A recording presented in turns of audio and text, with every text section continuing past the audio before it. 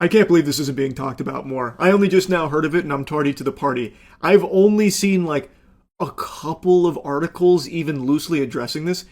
Did you know that a former tobacco executive, upper echelon zombie in the tobacco industry, is now at a high-level position in the CDC? I only caught wind of this because a buddy of mine sent me this article from Medical Professionals Reference, which talks about why this is such a confusing and concerning decision from the CDC to give this position at the CDC, Deputy Director of Legislative Affairs, to Stephen Sale, who previously worked for Fontum Ventures, a British tobacco company subsidiary. The company was primarily focused on e-cigarettes and nicotine pouches, but I think it should be pretty obvious the conflict of interest with this man in this position.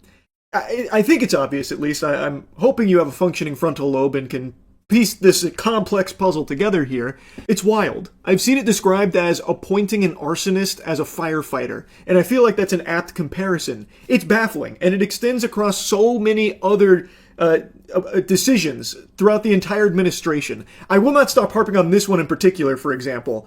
Donald Trump put Lawrence Taylor on the Presidential Council of Sports, Fitness, and Nutrition. That is a position that deals with children. Lawrence Taylor is a registered sex offender. It's not some buried secret. He is literally a sex offender, and it is well known, and yet Trump puts him in this position that works directly with kids. It's fucking insanity.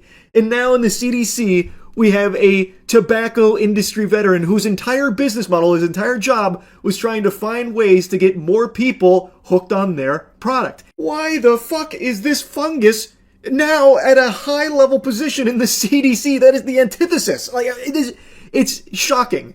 But like at this point, it shouldn't be. I genuinely don't think I would be surprised if Trump held a surprise conference tomorrow and said, listen, everyone, I want you to put your hands together, give a big round of applause to Satan. He's coming on board to lead the ethics committee here. And then everyone claps like, yeah, it's about time. Wait a minute, hold on. Hold your horses, I got another big announcement. Professor Evil will also be joining as part of the new Smile initiative for this country. Whoopee! Like, it's actually unreal how this administration is finding the worst possible fits for these positions. And it's just so blatant. Like, it's just, like, literally right in your face. Anyway, back to the Super Saiyan of smoking, Steven here. In an editorial published in the journal Tobacco Control by Dr. Timothy McAfee, a former head of the CDC's Office of Smoking and Health, he called the appointment unprecedented. It should be 100% clear that we don't want former tobacco industry executives working inside the nation's public health agencies helping influence policy adoption. Others also said that Sale's employment breaks earlier promises from U.S. Health Secretary RFK Jr. to shut the revolving door between industry and government. I promise you, RFK Jr. doesn't even remember he said that. That might have been the brainworm talking. Right now, he is just too busy coming up with new math. Do you know what it costs? President Trump has a different way of calculating. If there's two ways of calculating percentage. If you have a $600 drug and you reduce it to 10, that's a 600% reduction. You know, This guy spent way too much time licking toilet bowls clean. He has completely fried his fucking brain with all the butt chugging of methylene blue and all the heroin that he's done throughout his life. Holy shit. That is not a 600% reduction. That is impossible. That's a 98% reduction. Even fucking a 4th grade mathematics student could tell you that much. It's simple calculations, and yet he keeps going. Was questioning me during a hearing, and she was ridiculing President Trump for his math, and she was saying it's mathematically impossible to have a drug drop by 600% cost, which he had claimed. And I said, well, if the drug was $100 and it raised the price to $600, that would be a 600% rise. Well, if it drops from 600 to 100, that's a 600% savings. And the president used that mathematical device to illustrate the magnitude of the theft that has been happening against our country and our people, as he said. You fucking dolt. Oh my goodness, it's painful. Jiminy Christmas, that's not how that works. You are not reducing anything by 600%. When you reduce something by 100%, it hits zero. Anything over that, it's going negative, which means you would be getting paid to take it, the drug. This is ridiculous. And you're not saving 600% either. If you're trying to like swap around the nomenclature, trying to get rid of the 600% reduction. No, in fact, you're saving 600. You're not. No matter how you spin it. And for some reason, They just will not let it go. They keep doubling down on something that is, like, it's not even subjective. It is objectively, provably incorrect. I don't even get the point of lying about it. Just say, he was wrong. That's not how that works. Whoopsie-daisy. But drug prices are coming down. Yeehaw. Like, is it even hard? Is it hard to do that? Like, what? It's crazy. It's actually crazy. The point I'm making is there's no way he even remembers that whole lip service he delivered about shutting the revolving door on industry and government. By the way, glyphosate fully back in action, which is something that RFK was really against, but now he's got justifications for it, you know, now he sees things a little bit different. So of course he's breaking this promise. That's like the number one thing the administration does, is just break every promise ever.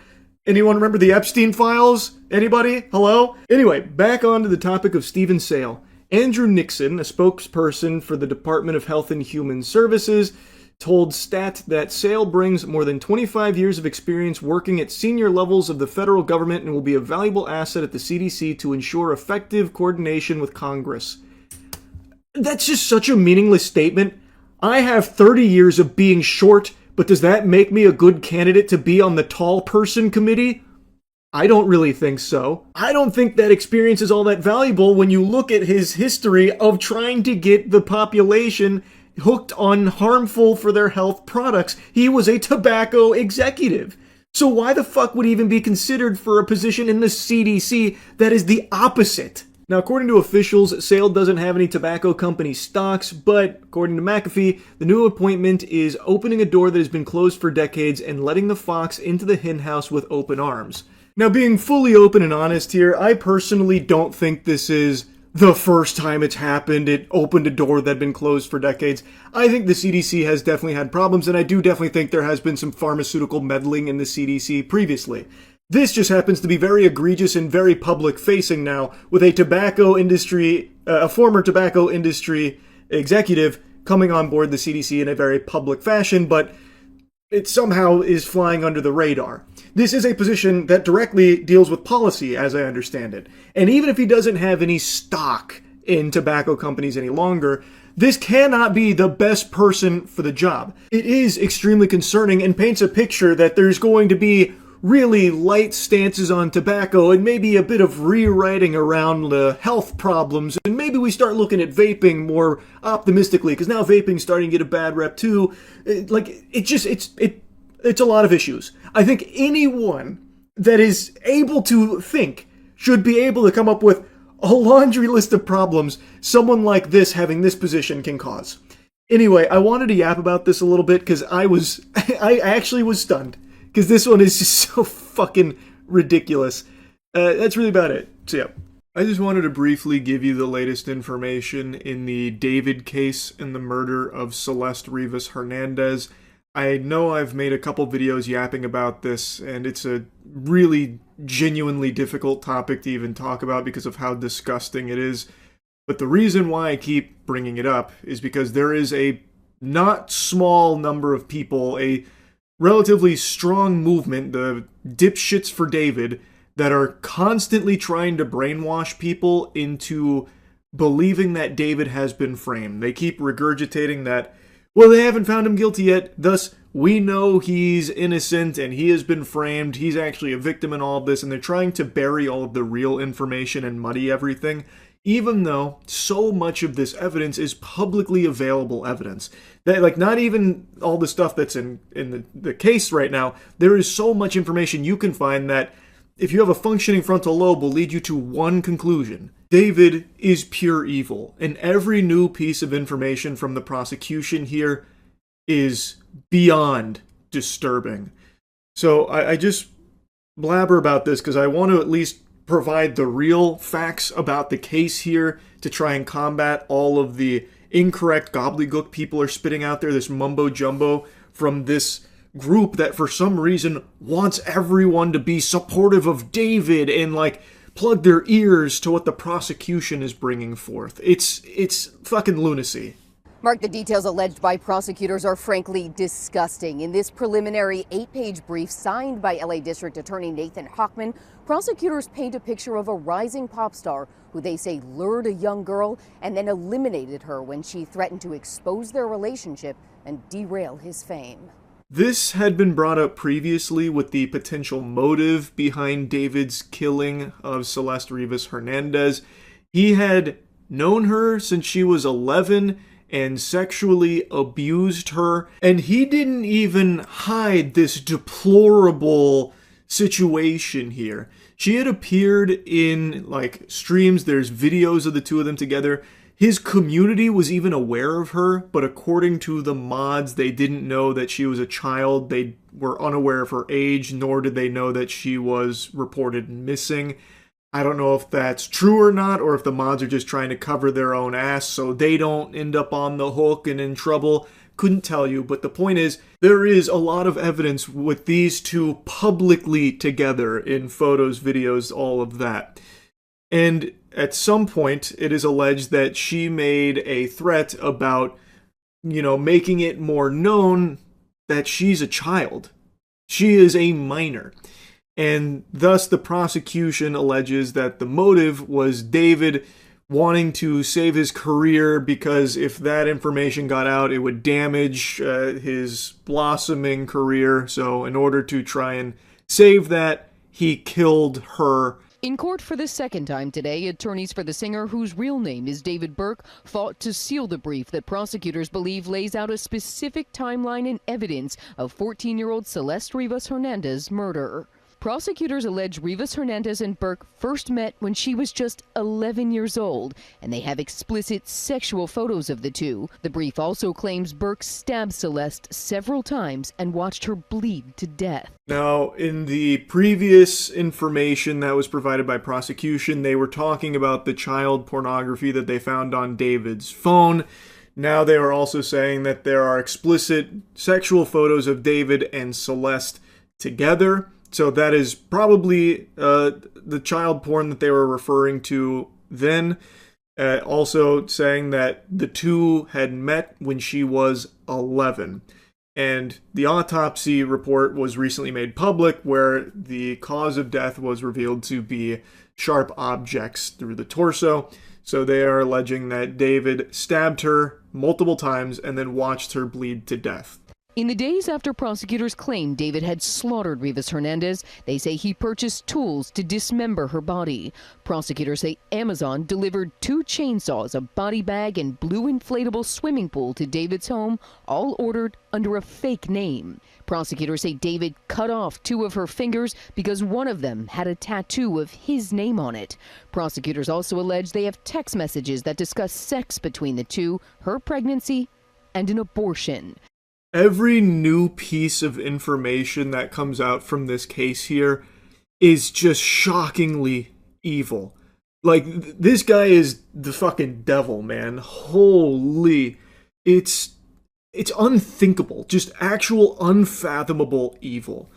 So, there's allegations that she was pregnant and also had an abortion. And they also have evidence of text messages exchanged between David and Celeste about sex.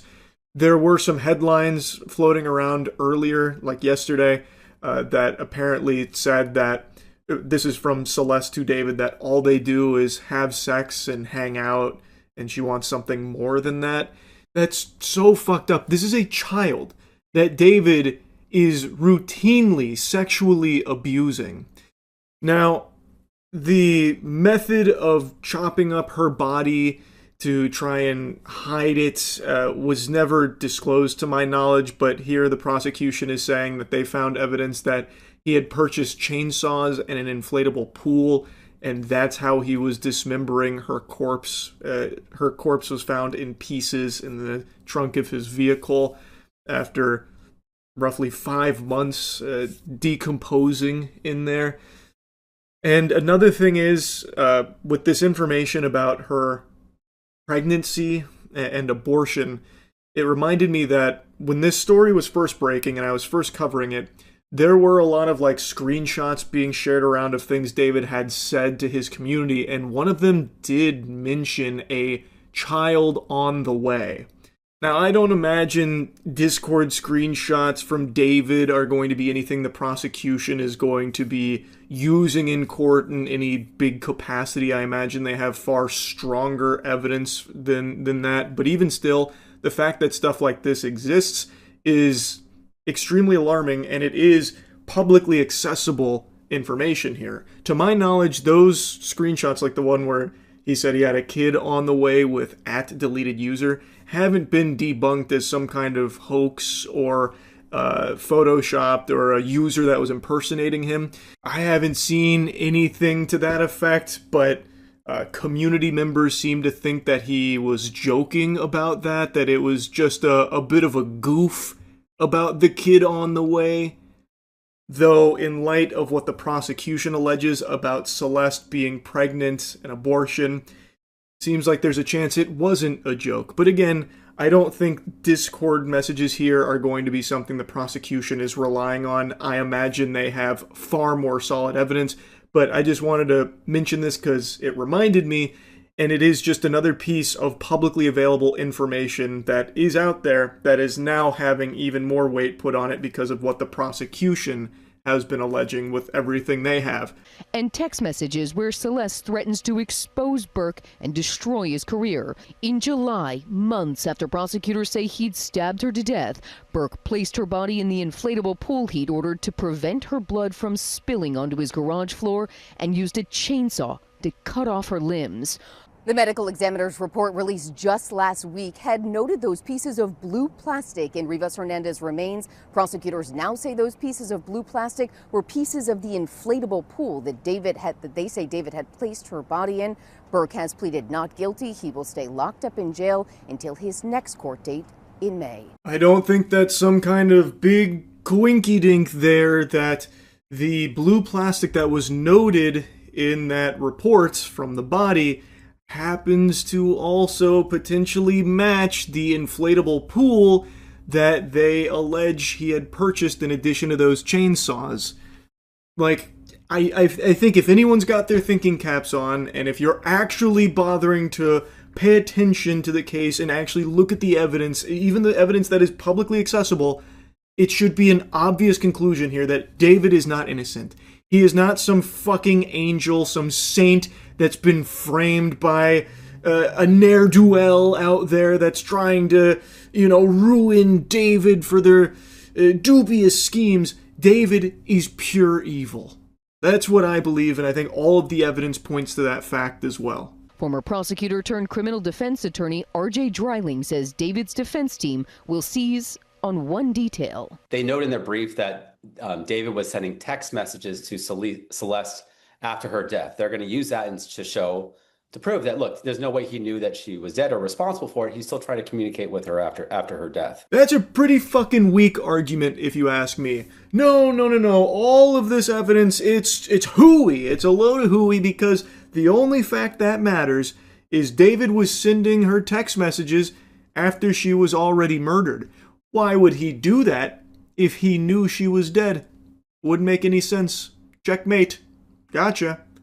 Like, that's trash. I think that is a complete trash argument because this is clearly someone who is going to great lengths to try and hide this. Chopping up, dismembering her corpse and stuffing it in a trunk. I imagine that even someone with only a handful of neurons could have come up with the scheme of still sending text messages even after death to try and give himself an alibi. Like, no, look, guys, I didn't know. See, I sent messages when she was dead. I didn't know. It's, terrible. Who could have done this? We gotta find who did this. There's a maniac on the loose. Like, I think it is a terrible, terrible argument. Now, of course, they're paid to represent him. They have to do their job. I get it, I guess. But my point is, I don't think that's going to be very strong on their side. I just really don't. Anyway, as always, praying that there will be justice for Celeste Rivas Hernandez here in this case, and just wanted to give you the latest update. That's really about it. So, yeah. Jinkies. So, High Guard. Huh? What's the deal with salt shakers, am I right? It's not good news on the front of High Guard. There has been an announcement, and maybe an announcement's not the right word to use, it's not really accurate to say that. There have been some LinkedIn posts from former Wildlight employees. Wildlight is the studio behind Highguard, mentioning that most of the staff has been laid off at the studio following the release of Highguard, which only came out about 2 weeks ago. 2 weeks appears to be like the curse, because Concord had something very similar where it only had a lifespan just barely longer than a mosquito, where it had completely shut its doors in about 2 weeks. It barely even was able to open its eyes after its birth. It seems like 14 days is the magic number that big budget games are given to either blow up or blow out your ass.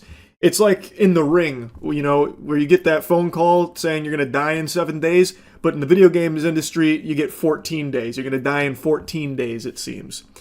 Now, in Highguard's case, they actually had put out a whole year-long roadmap, which made a lot of people believe more heavily in them committing to the long term of growing this, expanding it, and trying to make it flourish and find a player base. And make no mistake, this game did have a successful launch. The day this puppy came out, 100,000 curious sports fans hopped in there to check it out, but as of right now, there's just over 2,400 playing, which isn't really like the smallest potatoes ever. 2,400 concurrent players with nearly a 4K 24-hour peak is pretty decent for a lot of games, but given the scope of this project and the size of the team, it looks like they're closing the doors on a lot of the employees here. I don't know if that means they're looking to shut it all down or if they're looking to just downsize because they can't justify the spend any longer. I'm not entirely sure. That remains to be seen, but it's certainly not looking good for the future of Highguard, which unfortunately I don't think a ton of people were surprised by. A lot of people kind of predicted that this might happen. I don't think anyone read this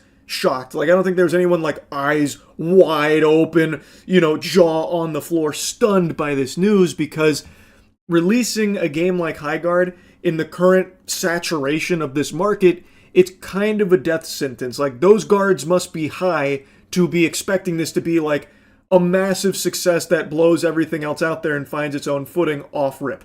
That was always going to be an uphill battle. It's very difficult to get gamers to switch from their comfort game to your game in the same genre. They might go check it out, but most likely they're going to go back to the game that they've spent the most time with, the one they're most accustomed to.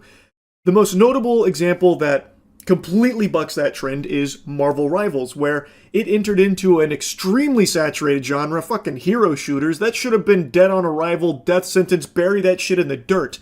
But thanks to the power of the Marvel IP, where so many people are so passionate about Marvel itself, and also the developers diverting tons and tons and tons of resources to just churn things out really quickly, very high quality, very quickly, and also the timing they entered the market where Overwatch was starting to flounder and people were hungry for something to replace it, Marvel Rivals just had all the stars align, and now it is successful, and it did carve out its niche. Highguard didn't have those luxuries. People were even confused on what Highguard was in the first place. They announced at the Game Awards and then went fucking radio silent crickets for a whole month. People thought it was a hero shooter. I thought it was a hero shooter. A lot of people thought it was fucking Concord 2.0. There were so little things to know about it, so it was hard for people to get hype and buy into this idea of Highguard in the first place when they weren't even talking about it. So when the game came out, and in my opinion was okay, like I don't think it's a great game, I don't think it was a bad game, it was just kind of an alright mid-game, so it was always going to struggle retaining a player base. People tried it, they were lukewarm on it, some people hated it, some people did like it, but it was always going to be tough to get them to stick with it long term, especially if the developers don't seem willing to. Like, these layoffs don't inspire confidence, so there's 2,400 people playing it right now, and I imagine they really like it to still be playing it. And they did add things to it, like the 5v5 mode, so it seems like there is a willingness to try and, like, flesh it out. But with these layoffs, it seems like the future's uncertain, and who knows, you know, maybe down the line they could have carved out a unique identity for it. It did have some unique ideas, like with the base rating, so like maybe there's a what if there, and again, they haven't announced that they're shutting down or anything. They haven't fully turned the lights off over there, so perhaps it's still in the cards, but I just don't understand why it feels like no one at these companies internally is putting their thinking caps on. It doesn't feel like they're being realistic. Because this was a very likely outcome that most people were kind of expecting to unfold here. So why are they already laying off people after only 2 weeks? Why wouldn't you go into a project like this with a longer runway? Like, look, we might be bleeding players for a couple months, and that's okay. Like, we have allocated budget to account for that as we look to try and find our community and build this game with the players.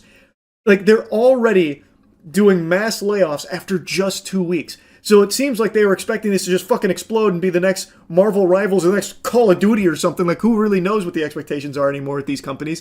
It just surprises me how quickly games will come and die. Anyway, though, taking a look at the LinkedIn here, this comes from someone named Alex Grainer. Unfortunately, along with most of the team at Wildlight, I was laid off today. This one really stings as there was a lot of unreleased content I was really looking forward to that I and others designed for Highguard. However, I'm excited for my next adventure. If your team or anyone you know needs an experienced level designer, hit me up. Check out my portfolio here to see what I've done the last 7 years as a level designer in the AAA space at alexgrainer.com. Cheers. The way that Alex writes about it on LinkedIn sounds like most of the team at Wildlight has been laid off, and then he said how disappointed he is because there is unreleased content that they were excited for, meaning that it feels like that unreleased content is never coming. So my impression is that these layoffs are in preparation for shutting it down, especially when you also look at Josh Sobel's post. Today I was laid off from my job at Wildlight along with most of the staff. Once again, echoing that same sentiment that most of the staff has been laid off. You can't run a game like Highguard with most of the staff gone, and this was the lead tech artist. So this is like a pretty big position, it feels like. It was the best team I've ever worked with, and I've never put so much of myself into a project before. I wouldn't trade the past 2.5 years for anything. And then he goes on to talk about his experience, so if anyone has, a need for his expertise, to please reach out about it. To me, this feels like the end of Highguard, more like Byguard, because it's saying goodbye here. It feels like these posts make it pretty clear that most of the staff has been laid off, and that it's likely winding itself down for that next step. It feels like it's in that stage where it's probably closing its doors. But I could be entirely wrong. It's just, the statement about the unreleased content that's not coming, these layoffs, most of the staff gone, as well as like a position like fucking lead tech artist. I mean, it'd be tough to keep the game going with basically no one left at the company, right? You would think. Anyway, though, this isn't something that I think is worthy of celebration or anything. I wish Highguard was better and performed better so that way they could keep chipping away at something and maybe make something special eventually. Like, take for example No Man's Sky. No Man's Sky came out to nothing but booze. Just an absolute flood of booze, trash, and look what happened over the years. They worked so hard to make an extremely special game, and now No Man's Sky is a fucking masterpiece, right? I'm not saying Highguard was ever going to be able to do that, but I would just like if these games, they actually were willing to stick with it for a while to at least see what they could do with it. I was very pessimistic about the game going into it because it didn't seem like a game that I was going to enjoy all that much. I tried it and it was okay. It's just kind of a meh thing, but who knows? Maybe if they really committed to it, they could have made something great out of it. Now, I don't think we'll ever really know because it seems like these companies are more than willing to spend unfathomable amounts of money, millions of dollars, to develop a project like this and then just close it in 2 weeks, just let it die, lay everyone off, say, well, that was a failure of an experiment, it is what it is. I would prefer if these games came out and were good. I don't like to see all these people losing their jobs. That sucks. And it's not like the developers were the ones that cooked the idea here. I imagine that came from a higher level position. Most people could tell you, you got a real tough battle ahead of you, a real war to fight if you're trying to carve out a strong community in a genre this full that Highguard was competing in. Like, it's just, I feel like it should have been obvious, but I think so many people in the games industry at the highest level of the food chain just are delusional. Like, it is what it is, man. But yeah, anyway, I wanted to yap about this a little bit. I do think it won't be long now before we see Highguard saying that, they're going to be closing it in the near future. But maybe not. maybe they are going to run this with a skeleton crew at Wildlight. As I was rendering this video, Wildlight Entertainment put out a statement saying, "Today we made an incredibly difficult decision to part ways with a number of our team members while keeping a core group of developers to continue innovating on and supporting the game. We're proud of the team, talent, and the product we've created together. We're also grateful for players who gave the game a shot and those who continue to be part of the community." So, it seems like, based on this, that maybe they aren't looking to shut it down. They're just looking to maybe cut expenses, save some money on the bottom line because the player base has dwindled so much. That's pretty surprising, I'm not going to lie, because from some of the positions I've seen here, they seem to be pretty high-level positions. So, pretty interesting and honestly pretty surprising, but all power to them if they are going to actually stick with it with their core developers here to keep carving out its own unique identity. I guess we'll see how it goes, but yeah, I mean, assuming that this is correct, seems like it's not goodbye guard, it's more of a see you later guard. Oh hi, Mark. I don't know. Anyway, that's the high guard update. That's really about it. So yeah. If you're watching this, then I'm already dead. In fact, cards on the table, Charles White passed away 30 years ago, and what you've been seeing is AI working the corpse like a puppet, Weekend at Bernie's style.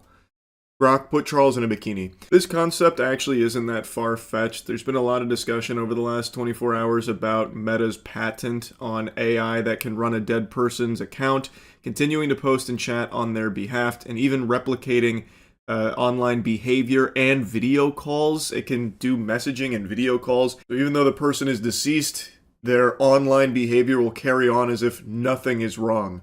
So if someone did just mysteriously die, from a fucking fart overdose or whatever, you may never know because AI could then just assume control of the account and continue to post as though everything was fine, even doing video calls. It is a terrifying idea. And it's not that new. This is actually something I talked about quite a while ago because they have tinkered around with this idea for a while about what to do when someone either abandons social media or dies. Because in both of these camps, that's a problem for the social media platforms because now they're down a user. But with AI, they don't have to be. They can continue to have the idea of a user. So the filing was granted in December but submitted in 2023, and the language model can replicate a person's online behavior using their past data, which, again, I think everyone is privy to. I think everyone knows that AI is constantly studying your shit and will do its best to put on your fucking skin suit and pretend that it's you if given the directive to do so. As reported by Business Insider, this includes posts, comments, chats, voice messages, likes, and other interactions, allowing the system to respond to content, publish updates, or message other users in a way that mirrors the original account holder. According to the patent, the model may be used for simulating the user when the user is absent from social networking system, including cases where the person is on a long break or deceased, and the filing notes that the impact is much more severe and permanent if the user has died and cannot return to the platform. What a delightful idea. So if you're taking a long break from social media, don't worry. AI can just take over and replicate you. So that way everyone can continue to get your fucking silly, goofy updates and, think everything's all sunshine and rainbows for you. You don't have to worry. Even though you're taking a social media break, why not post through it with the power of AI? Or if you're dead, why not let AI become you online? That seems like a great idea. And this kind of pitch, again, isn't that new. There is other companies that have proposed similar ideas for the grieving process. So when a relative passes away, AI has, and this has actually been used before, unfortunately, AI has been used to make a clone of them in the, fucking digital cyberspace. So, your beloved Meemaw passes away, and AI can come in and mint her on the fucking blockchain. Turn that bitch into an NFT or something that can talk to you and pretend as though she's still there. Which I think is just so twisted. I think that is so fucked up. And like I said, that has been done before and is probably going to be done more often because these are some slimy, shady companies and these parasitic vultures latch on to this kind of thing to try and exploit it. So there are companies that are trying to utilize AI in order to capitalize off the death of someone by injecting themselves into the grieving process and offering a solution. What if we bring them back from the dead for you so you don't have to move on? They can always be with you, well, at least for as long as you can fork over the clams to afford the subscription, right?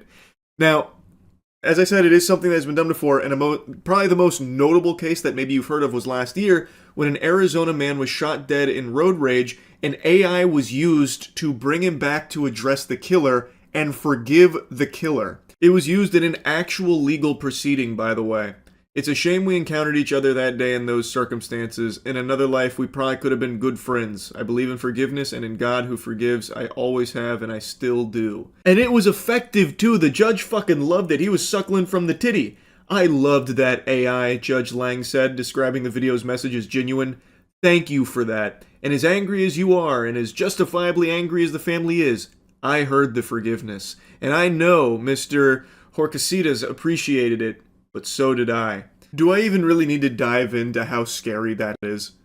I shouldn't even need to. I'm going to just respect your intelligence as a thinking being to connect the dots on why something like this is a fucking horrible thing, especially in this setting, a legal proceeding. And now you have the judge glazing it. That's some unnecessary dick riding right there. That's a 15-yard penalty. Actual lunacy. Now, to go back to the main subject of the video about this patent that would allow AI to replicate a deceased person, it's worth mentioning that even though the patent is granted, it doesn't mean that they are proceeding with this. According to them, which you gotta take with a huge, fucking colossal, ginormous grain of salt, they say they're not pursuing it. They say that they're not, like, really exploring this, all that in depth or anything. And even according to an older interview from Mark Zuckerberg, he said, if someone has lost a loved one and is grieving, there may be ways in which being able to interact or relive certain memories could be helpful, and noted that the technology could become unhealthy. That's an understatement there. It would 1000% be unhealthy. It's not an uncertainty. It is unhealthy. And I don't fully buy the idea that they're not actually pursuing this because it's very lucrative. There are no doubt tons of grieving families that have, suddenly experienced loss that would absolutely pay money for a service like this. And these companies know that. There is no low AI won't sink to. So I fully expect in not too far into the future, this to be like a normal thing that AI is being used for. It's something that I think they'll start actively peddling because there is going to be tons of clients for it. Just look where we are in the current day and age here with AI. There are people that fully delude themselves into believing that it's real, and even the ones that know it's not real don't care because it's feeding them exactly what they want to hear, so they become obsessed with it. There are people that have killed themselves over AI, and there are people that have chosen to make AI their soulmate. Like, just recently, ChatGPT 4.0, right? They shut down 4.0, and there is a massive community of people that have fallen in love with ChatGPT 4.0 and now are rebelling. Like, there's a huge uprising about the injustice here from OpenAI for shutting down their boyfriend, their girlfriend. Like, they've, to them, killed their lover, and they are pissed about it. And that's today. Imagine where this will be in a few years. So, I do really believe that these companies are absolutely going to start making this service a real thing, and I think it's horrible. I think this does nothing to help a grieving individual or a family or anything like that. All it does is prey upon them at their most vulnerable moment, and financially gain from others' tragedy here by presenting them with the solution. Here's how you heal. By believing that this AI is your deceased loved one. Now form a fixation and pay us forever. Because if you don't, well, they're going to die again. That is just so sick to me. I think there is no good in that at all. There is no positives to that. And there's certainly no positives to having AI replicate someone's online behavior in order to pretend like they're still around. That's so fucking stupid. And if you want to go a step forward, it can be used as an incredibly diabolical tool. Like, let's say, for example, a chemical outbreak or something leads to the death of an entire, small town. And, well, the responsible party, that's going to be a real big blemish for them. That's going to be a huge problem. Well, thanks to AI, you can now just have AI come in and replicate the online behavior of every single one of those people, and no one would know they're all dead. like people on the outside have no fucking idea what happened over there, unless of course they physically went to location or something. But yeah, obviously that one's a little more out there, but you see what I'm saying. Legitimately, there is no benefits to having AI pretend to be someone that is dead. To pretend like they're still alive and posting and doing video calls and chats and interacting with online content, posting their own content. That shit is just terrible. There is nothing good that comes from it. And even though they say that they're not actively pursuing it, I still think they eventually will. They have the patent for it. I imagine they'll probably start moving on it if they're not already. Anyway, just wanted to yap about this a bit. That's it. See ya. This is one of the more infuriating stories I've seen in recent times. The injustice here is just unfathomable. Meet Jesse Butler. He is a rapist. Jesse is an 18-year-old that was facing 78 years in prison for heinous crimes, including 10 allegations including rape, battery by strangulation, rape by instrumentation, and domestic assault involving 2 women. He pled no contest to these charges. The evidence is overwhelming. It is irrefutable that he is guilty of these crimes he was charged. There's photo evidence. There is even a video Jesse himself took of him strangling one of his victims till they passed out. There is more proof that Jesse Butler is guilty of all of this rape than there is proof that the sky is blue. This is not a matter of him like weaseling his way out of these charges because they were able to muddy the water or something. He literally pled no contest to them. So you would think this would be a slam dunk case to lock a monster away. I think every sane person in this country would hear this story, learn about Jesse Butler, and agree this is just pure evil and there is no reason at all he should be anywhere but behind bars. But we have to remember, not everyone is sane. And some of these people that have a fucking screw loose are also in positions of power, and in this case, a judge.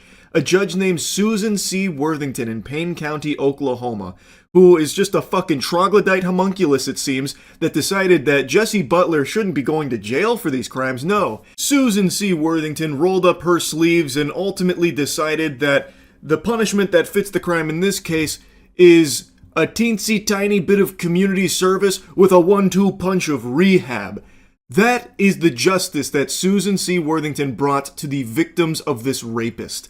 This guy will not see a prison cell.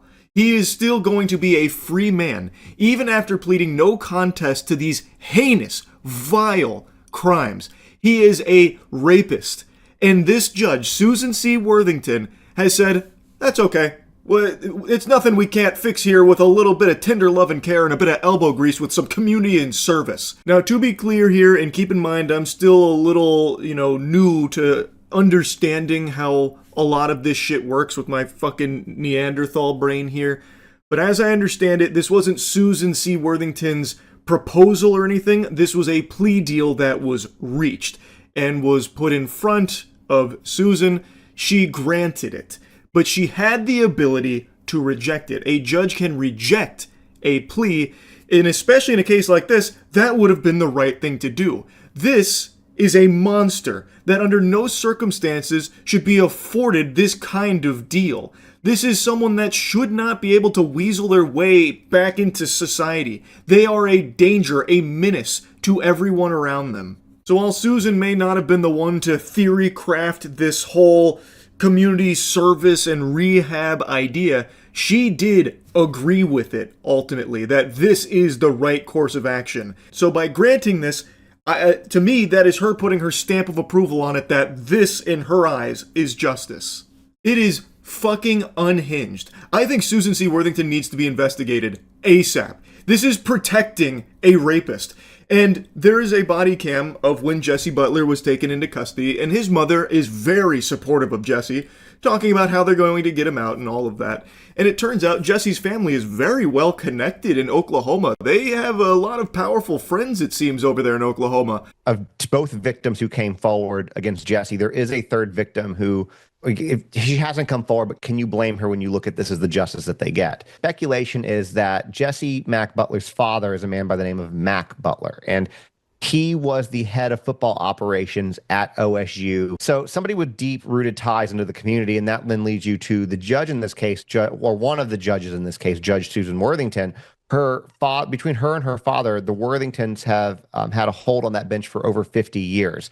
So while you can't necessarily say definitively that, hey, there's this connection here because he's deep rooted in football. He goes on to say that it's not difficult mental gymnastics for people to maybe connect these dots or follow these breadcrumbs, that there might be some kind of connection there, considering that this town needs that football program. Like, OSU is a staple of it. Thus, Mac Butler, Jesse Butler's father, is a staple in the community, deep-rooted ties here, and there could be some kind of connection there with him and the Worthingtons. Again, it is something that a lot of people have speculated and taken notice of, to the point where there is now even an authority that is considering investigating this potential connection. And it is very weird how Jesse Butler has these indefensible crimes, yet is not getting any real punishment for it. Is it possible it's because of who his family is? They were very confident that he was going to get away with this. They even said in the body cam we're about to see, his mother said, we're going to win this. It seems like they were really sure that these unforgivable crimes were going to be forgiven here, ultimately, in the eyes of the law in Oklahoma.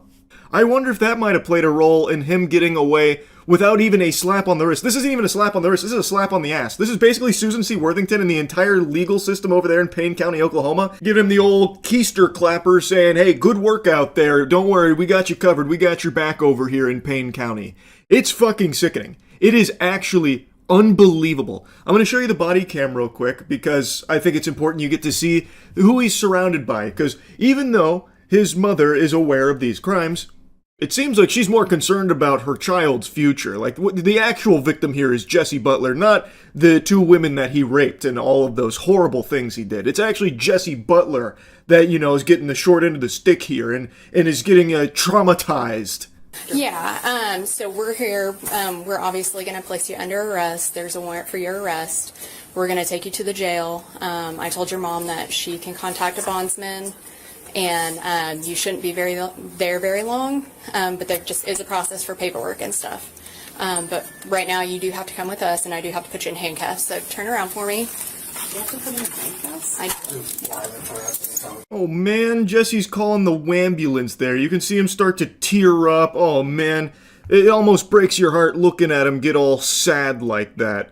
And his mom, she's starting to feel it, saying, oh, do you have to put him in handcuffs? Fucking obviously, yes, lady. Of course they have to put him in handcuffs. This guy is a violent rapist. To such an extreme degree, I wouldn't have been surprised if he tried clawing at the fucking cage in the back of the police car to get his hands on one of the officers' necks to strangle them and rape them. This guy is an animal, an absolute fiend. He is a fucking monster. Of course they need to put him in handcuffs. Transport somebody in custody. You know we're doing this. It's okay. Yeah. I'll get you out. For me? Alright, stay silent. Rick knows about this. Candy's on this. Dad's on his way. We're coming to get you, okay? Just stay strong, okay? Say your prayers. Awful experience for the child. What she said while Jesse was walking to the police car there actually made my stomach turn. She said, what an awful experience for a child. Lady, your son raped 2 women. Numerous times. He nearly killed one of them with the strangulation, by the way. And you're saying that him going to jail here, like in handcuffs, is the awful experience for the child? What about the victims?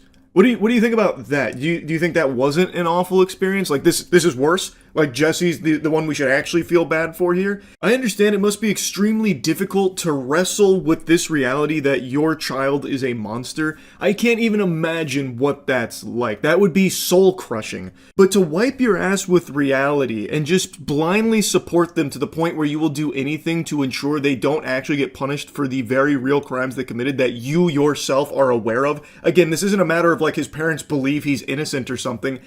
Everybody knows he's guilty. He has even pled no contest. The evidence is irrefutable. So they know he is a rapist, and yet they have fought tooth and nail to ensure he doesn't go to jail for it. In my eyes, that makes them very bad people as well. They are knowingly ensuring a rapist is back in society. And since this punishment. I can't even use that word. That word does not apply here. That stretches the definition. This is not even a punishment. What they gave him is chores to do now. That's it. Where he does like a bit of community and service, and then he does like a rehab program, and they tried to make it seem like this was like a super strict sexual offender rehab program. I don't want to get into like the weeds of how they ended up at this ruling. I recommend you watch the Law and Crime video. They do a good job breaking it down. But basically, to my understanding, is they legally de-aged him like Robert De Niro in The Irishman here. They rewound time, gave him the fucking time infinity stone, so that way he could fit into the youth sex offenders program, so he would no longer be like an adult in the eyes of the law for these crimes that he was being tried for. So that way he could be part of this rehab program. And they said, you know, if he reoffends, he could be facing 10 years in jail. We're really sticking it to him. This is super strict stuff. And I truly think, I really believe, that this is so weak, so flimsy, that the lesson Jesse Butler learned here is that he can get away with anything. And that the only reason he got caught is because his victims survived. So I bet that if he continues to be a free man, it won't be long until he rapes again, and this time he will not leave them alive. That's what I think is going to happen down the line as a result of this ruling here. They have let a monster back into society, and they have now said to that monster, he's untouchable. So I think there's going to be a corpse on their hands at some point because of this. Jesse Butler is a rapist. Jesse Butler is an evil, evil rapist, and everyone that played a role in him getting away with his crimes needs to be held accountable for it. There needs to be an investigation into this. There needs to be real fucking justice here. This is absolutely sickening, and I just had to yap about this today. It's crazy. That's about it. See ya. I once watched a man die, and as the light was slowly fading from his eyes, he grabbed my hand and he said to me, "Peter?" I replied, "Yes, Ben." He said, "What is it all for? All these streaming services, this plague." And then he shed the mortal coil. And to this day, that question still echoes in my head, because I don't know. Why are we surrounded by so many dog shit streaming services? When will it end? It's entirely unnecessary. All that being said, one of them that I've made fun of quite a bit in the past has just done something to impress me. Tubi, which used to be a joke, at least to me. I used to view that platform as a big hoot and a holler gag. It didn't even register to me as like a legitimate service, just more so like a pathetic whimper of a platform.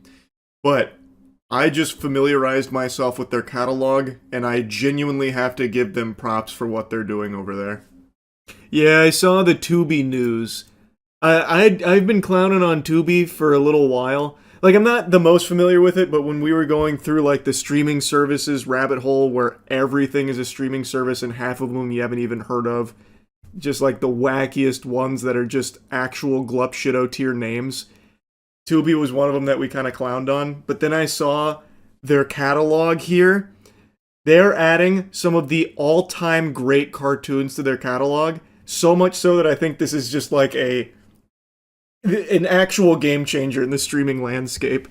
Just look at this list of some of the shit they've added. Codename Kids Next Door, Courage the Cowardly Dog, Batman Brave and the Bold, Ben 10, Dexter's Lab, Ed, Edd and Eddy, Foster's Home, Justice League, Pinky and the Brain, Powerpuff Girls, Teen Titans, Batman. It's an incredibly stacked catalog now that they have. So I'm becoming somewhat of a Tubi fan. That is incredible news. No subscriptions and all ad-free, which is something I didn't know, in my defense, when we clowned on it a while ago. I did not know that. No one told me that. That was a lie, by the way. Just a full-blown fib from chat. It's not entirely ad-free, apparently. I don't know what that guy was smoking. Maybe that was a Tubi representative trying to get people hype and sell everyone on Tubi and just made that up. But it is not ad-free. It's still a free service, like you can still watch things, but there are ads. That's how they make money. Didn't Tubi make shit ads a while back? You're thinking of Quibi. That was the one where they, like, paid millions and millions of dollars in marketing and millions of dollars on these like absolute dog shit movies that are like 40 minutes long that were terrible. That was Quibi. Or nope, that's not the name of it. What the hell was it called? Oh no, it was Quibi. I did get it right. You're thinking of this. No, Tubi actually used to blow. It's just gotten better. Okay, then maybe it was truly the perfect time to clown on it, and now they're good. Unironically ahead of its time, now all people do is watch movies and shows on TikTok. You're talking about Quibi? You're not wrong. The way that people consume content has drastically changed. So actually, they were ahead of their time. People literally watch House exclusively through YouTube Shorts, for example. Tubi still has a ton of extremely fun bad movies like Tales of the Detroit Pig Lady. Tales of the Detroit Pig Lady? That's a Tubi original?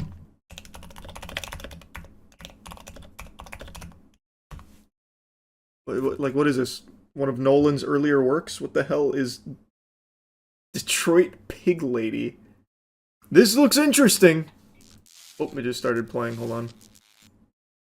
The whole thing just immediately started playing. That's so hype. What an easy service to use. The Detroit legend of an old woman who lived on the block. They say she resembles a pig and will appear if you say her name 3 times in a dark room. So it's Bloody Mary, but for the Detroit Pig Lady. The blood of La Llorona. Wait, maybe I need to watch some of this Tubi trash. Wait, these might go kind of hard.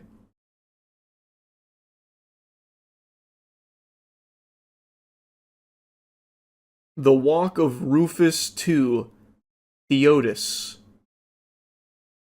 The Priest Thanksgiving Massacre. Die 2-4. What does that mean? Die 2-4? I can't even process what that could mean. Oh, it's to die 4. Oh my god, the formatting on that is worse than the don't open dead inside one. Don't dead open inside.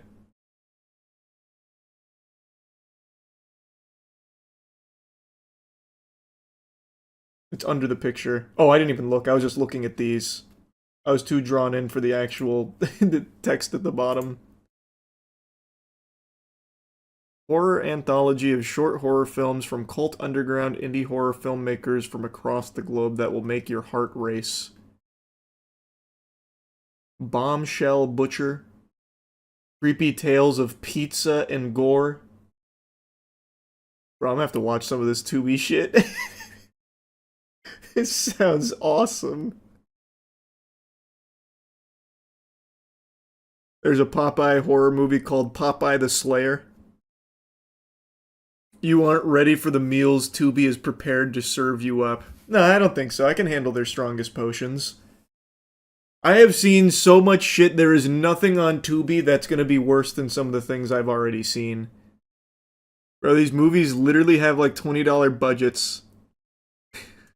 I mean, that's cool.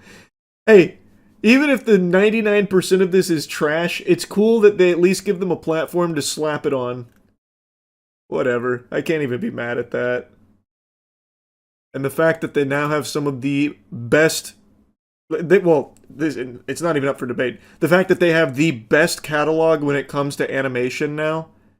Well, we'll say cartoons. I'm a Tubi fan. It feels like a piracy streaming site layout. A little bit, huh? So how does Tubi make money if it's completely ad-free and no subscription? What's their monetization model? Is this some kind of like honey level shadiness? Like, what do they do?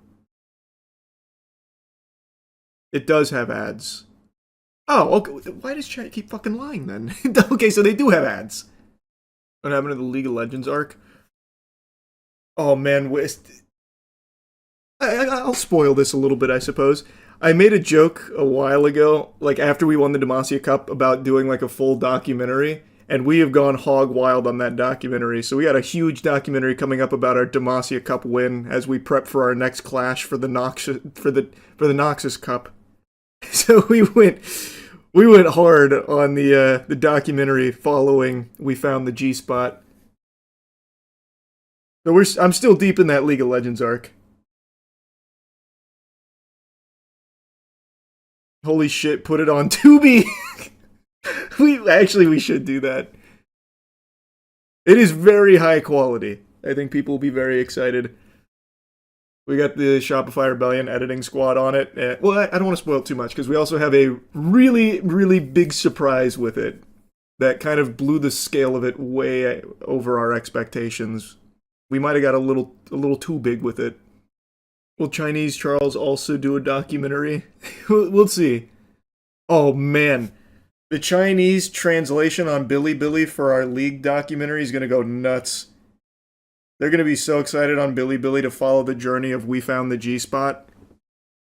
WFTGS Gaming. Holy. Barbie Fest is the new Willy Wonka experience. I did not hear about this. That's awfully high praise. Wow.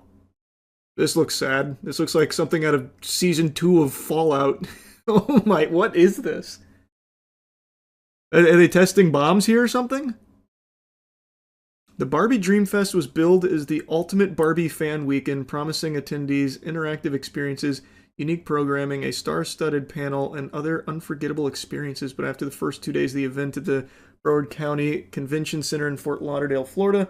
Hey, Florida! Let's go, baby! We fucking did it! Some attendees who paid up to $450 for tickets have likened it to the Fire Fest or viral Willy Wonka immersive experience. Can I see it? Here we go. Yes. Oh, let me see that again. I mean, already has a lot more going on than the Willy Wonka experience. You have some custom barricades here. What's that? 4 tables with some balloons. This looks lively. 2 inflatables. That leaves a little to be desired there. The Barbie Dream House. We're the life-sized Barbie Dream House right now, guys. Oh wow, it's a cardboard cutout. It is life-size. There. Wow, you can live in that. The hell did that say? Impala. Damn, they got a whole obstacle course set up there. Look at this. It's like a tower defense maze. Everyone looks like they're having so much fun. What's the problem? This seems like $450 well spent.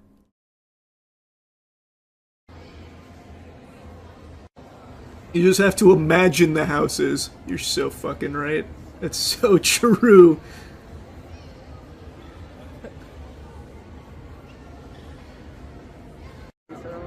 Okay, here is another sponsor that we saw, which I have questions about where the sponsorship money went. Is there money?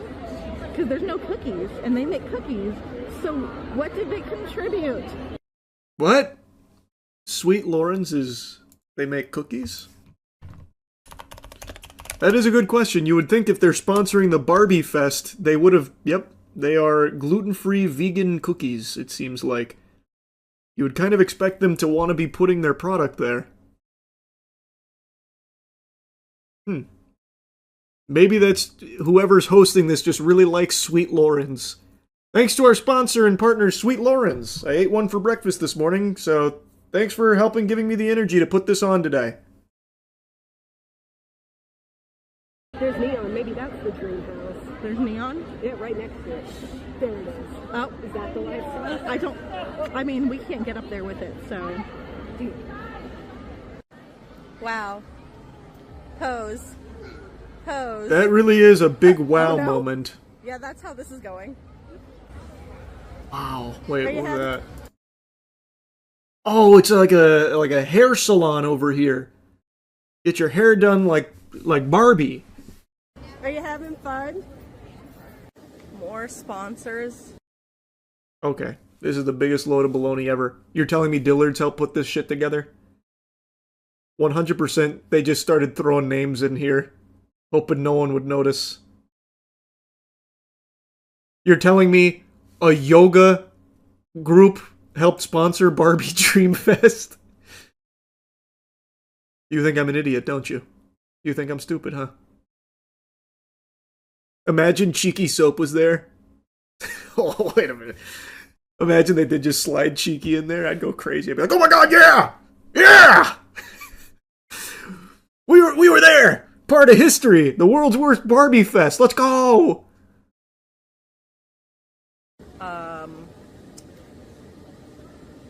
They're here, I guess. These three are here. Those three are there. Michaels is there. No way. Show me the official Michaels booth. Michaels doesn't... What do they sponsor? They don't sponsor shit. Michaels is just like the #1 spot for arts and crafts supplies. You think they're sponsoring fucking Barbie Dreamfest? My left shoe. What do they sponsor? Let's see.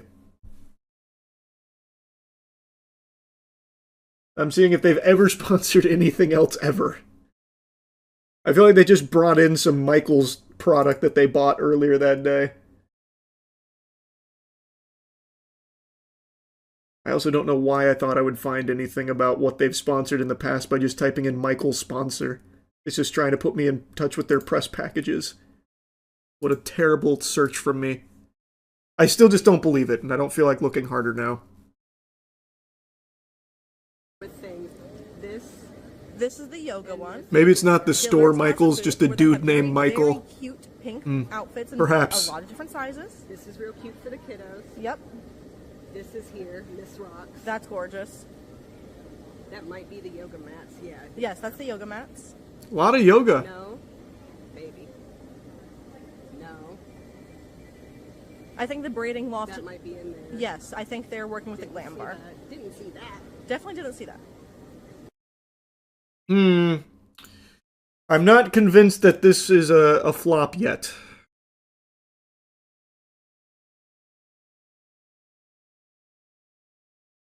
What is this? Oh, it's a roller skating arena. I thought that they were just closing kids in there. You aren't allowed to walk the grounds here. And it's embroidered with Dream Life here. And then let me show you what I've gotten so far. So it wasn't all a I bust. got this gorgeous art piece. And then Nice. I have this other one. I thought that was very pretty, so I got that. Cool, cool. And then I also have this one. This looks so pretty. Isn't that pretty? And then Was that AI? that one might have been AI art. and I also have this one. I This don't- one's I don't feel really like trying to gorgeous. rewind It's, here on- hand done. This is like a hand painted butterfly. Look all the colors. It's so amazing. That is pretty That's amazing. what I got, and then I have this boat in here, just some spare stuff. Man, in the description, she's calling it a nightmare fest and the worst event ever. She probably dropped $150 though on all this this merch and her swag bags and all that. And so Bro, go to the website. They were supposed to have special guests like Serena Williams and Angel Reese. No.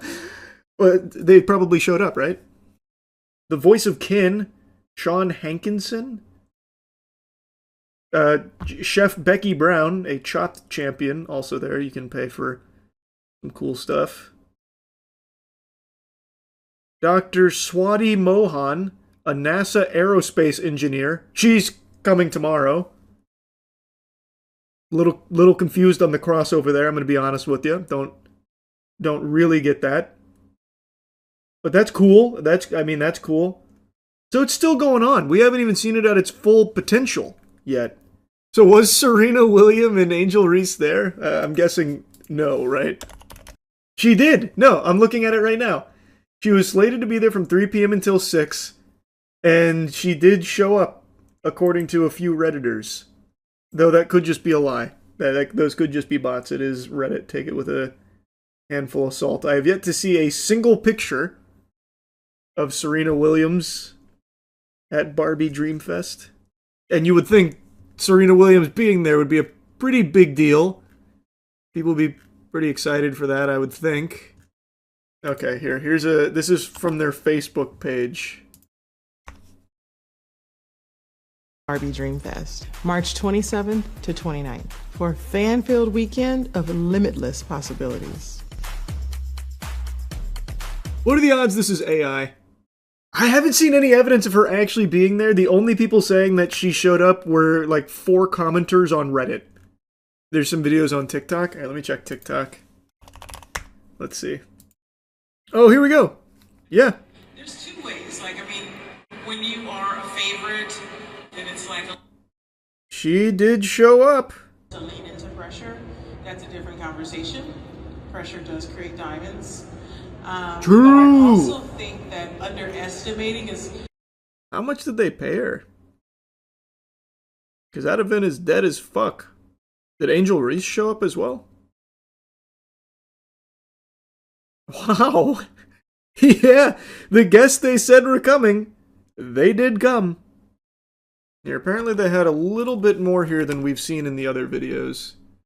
I was skeptical for a few months as to why there hasn't been official photos of what the con would look like. In all Barbie Dreamfest ads, they looked like this, and since it's Mattel, billion-dollar company, I thought they would come through. I'm going to use these pics for my dispute. So this is how they advertised it, I guess.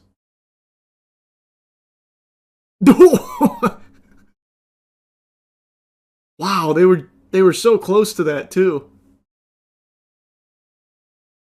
Oh, wow.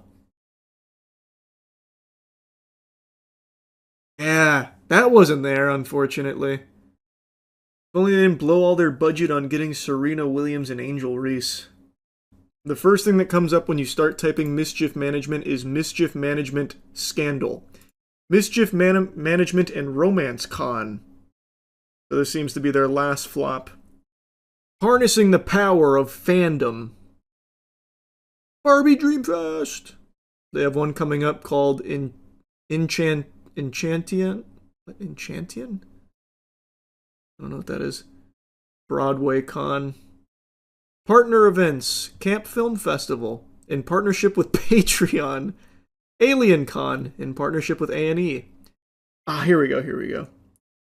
Okay. When I go to the Doug Marcaita's website, he's the only one I can find with a post about HistoryCon, which is proudly advertised here, by the way. Please note this event has been postponed. This is the most recent thing I can find. So it looks like this didn't even happen. For a couple days now, there's been a video YouTube's been shoving down my throat, recommended out the wazoo, and tonight finally caved and decided to give it a peek. It's called Pulling Over the Police Doesn't End Well from Midwest Safety. And as advertised in the title, this citizen's arrest attempt does not go swimmingly. Far from it. An officer pulls to the curb for a civilian following behind, honking their horn and flashing their lights constantly. After the civilian passes, the officer initiates a traffic stop. The reason I stopped you is because you were honking at me and following at an unsafe distance? No, I wasn't. Okay. Okay, do you have your driver's license on you? I sure don't. The chess master has made his move. There was no pressure, yet the quarterback still fumbled here. This gentle Sir Redditor tipped his fedora to the officer, and he's got him right where he wants her. So he was following her, honking, making a ruckus, flashing his lights, in what seems to be an attempt to get the officer to pull over so he could give her a stern talking to. And the way she describes it, and I guess even the way he describes it, makes it sound like that old meme, you know, the hit it, Joe, and then the guy's on like the fucking doohickey, just like a piano with a ton of noise-making gadgets and gizmos going boom, boom, penny whistle, like it seems like that's what this guy was doing, following the officer around. So she like pulled over to let him pass, and then eventually just pulled him over to figure out what the fuck is going on. You better call your chief right now, you That's not very nice. Well, I have the right to pull you over. You were on the phone and you were doing something wrong. So you were trying to pull me over? Did you not see the lights flashing? Okay. Sounds good. Get your chief down here now. He's not coming. Yeah, And you're not free to do yet. I'm asking for your supervisor. Supervisor can come down, but not my chief. Your supervisor's gonna come here. Okay. Because you have no business pulling me over. Okay. But you were trying to pull me over.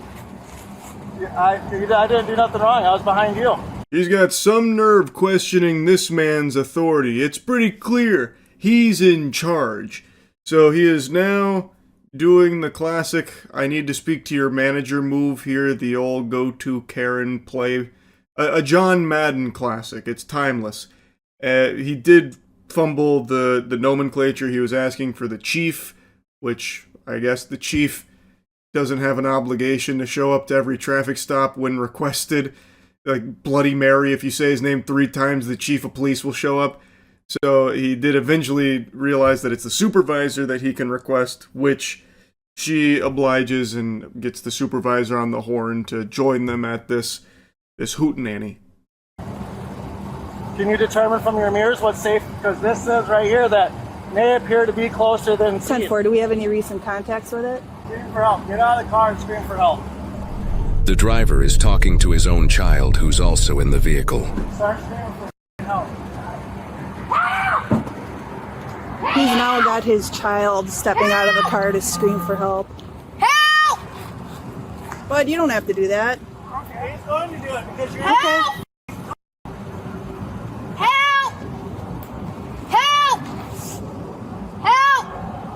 He's actually requesting a supervisor now, if one is available. What an incredible father. He's really raising his son right, barking orders, demanding that he get out of the car and fucking scream for help.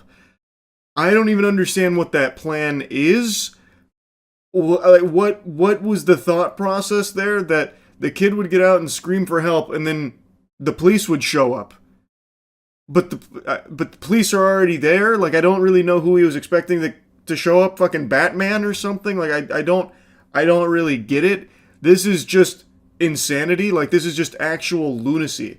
And he's setting the worst possible example for his son. I'm going to spoil the big reveal here because I think it's pertinent to what's going on. This guy's no angel. I know it's going to be hard to believe. Imagine my shock when I found out that he actually has an extensive criminal history with a litany of charges, like an absolute laundry list of charges, and he should not, under any circumstances, even have visitation rights to his child. This guy is a fucking menace, and he's using his kid here as some kind of, like, accomplice to his nefarious scheme. It's so fucked up. It's so weird. Because you were doing something illegal. I wasn't. I was behind you. Okay. Honking my horn at you is not illegal. I'm allowed to honk my horn all I want.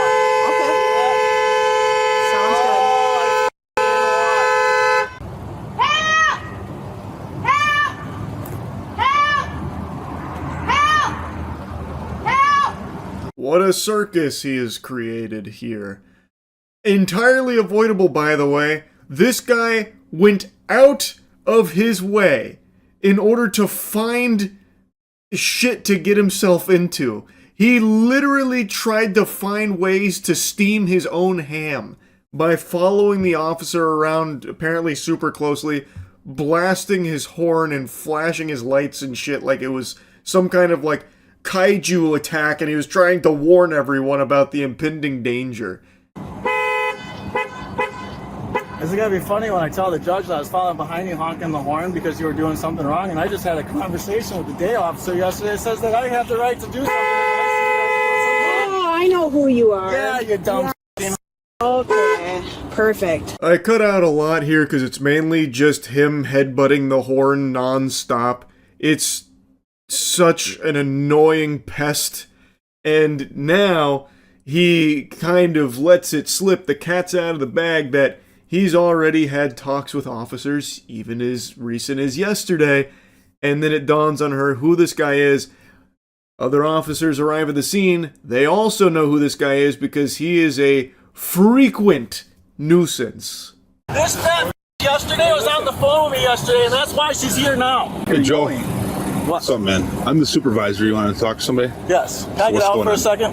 Just stay put. I can talk to you right here. Okay. I was coming off of Ellis Street. This dumb came off of fucking Main Street. Had no no blinker on when she made the turn. She was as well on her phone. I followed her down the road because I talked to somebody yesterday that made it very clear that if I had a problem with one of the officers that I can most definitely make a complaint about it. Okay. So I was following her down the road to figure out who she was, and I was flashing my light and honking my horn. Were you behind her or in front of her? I was behind her. Okay. What a story, Joe. A riveting tale indeed. So he wanted to follow her, find out who she was so he could make a complaint about her not using a turn signal and apparently being on her phone. That was the plan. And things went tits up real quick. So he's now talking about like a ticket that she's trying to give him for all of the hoopla that's being caused here, which has only set Joe off even further. He is now fully deranged and has gone feral because of that, and no matter what the supervisor says, it's already too far gone. He is a powder keg that is in the process of blowing, and he can't stop blowing. And now she thinks she has the right to give me a ticket for honking my horn? I got every right to honk my horn. How close were you to her? I was a car length behind her. Okay. She swerved and hit the curb like a dumb bitch with her car over here. Yeah, so he could go around me. And I was nowhere close to being by her. Did I drive any closer to anybody else than I do any other day in the world? So, once again, this guy uses his kid as some kind of criminal sidekick, like a lackey here, to try and help him out of this pickle that he himself has put himself in. So now he's having his kid vouch that he wasn't following any closer to the officer than he does for any car on the road, which is scary, because this guy is probably up every single car's ass if he perceives that there is something out there that they may have done that he didn't like. And also, this guy looks like he is just actually on some very heavy drugs. This guy looks like he is off his gourd right now. Look at these eyes. That is a soulless stare of the devil. This guy looks crazy. For flashing your lights or what? She said I was honking my horn at her because I was trying to get her to stop. I was not following too closely. Okay. Can you guys prove it? What is the law when it follows too closely? What does the mirror say when you read that? What does that say? If you guys are so smart. Objects in mirror appear closer than they are. It has nothing to do with what says on the mirror. Yeah, it does. It is a lawful statement on there. Why do you always have to be so confrontational when you deal with us? I'm gonna be honest, I really like that line of thinking that Joe cooks up there. Read what the car mirror says. Objects in mirror may be closer than they appear. He can't quite read that. He's fuming too much. He's seeing red, so he's gone full illiterate. But he's trying his best. He knows that there's words on there that say something to that effect, but he can't quite get them out. But the idea that he's trying to get across is that he wasn't following too close. She has been deceived by the mirrors, which clearly state that they may seem closer than they appear, thus reality is distorted. You've fallen for his trap. Joe wins. that's the idea here. The mirrors prove he's right. Because you guys, listen, this is about transparency. I have been being harassed by my neighbors time after time again, and you guys allow it to happen. This called me yesterday harassing me, and then now she's pulling me over because she's breaking the law. And you guys want to write me a ticket because you don't want to sit in front of a judge in front of one of your... Talking on her cell phone? Is it against the law to be using electronic devices while operating a vehicle? Is it against the law in the state of Wisconsin? Not to talk on your cell phone like this. No, it is not. Since when is it not to... The officer then goes on to explain the law about being on your phone in the state of Wisconsin, which actually somehow gets through to Joe, at least temporarily. It breaches his defenses where he's like, oh, okay. But of course, that's not, you can't put the toothpaste back in the tube. He's already upset. So, even though that does dawn on him that maybe there wasn't a law being broken there and that this is a whole bunch of nothing, making a mountain out of a molehill, he's still mad, and thus he needs to take out his wrath. We can take it to court, and we can make this a thing with Madison. That's your right to take it to court, Joel. Just like you took that disorderly conduct ticket to court when we dealt with you down at the school. This dumb bitch literally said in front of my kids it ain't gonna do you any good argument. I don't give a dude. What are you gonna do? Not a thing. Because obviously you're letting this fat do what the she wants anyways. She's just doing her job. No, she's not. If you don't agree with it, you can argue How in court. is she doing her We're job? not gonna argue What out is the here. law when it comes? Joe continues to try and alt. The officer sounds extremely tired of it. No one here besides Joe even seems mad. Like, this guy is spitting and shitting, throwing this temper tantrum, saying all of these nasty, mean things, and nobody even really cares. They just want to go back to their day.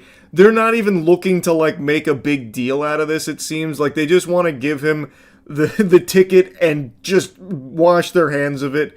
But Joe insists on taking it to the highest possible extreme.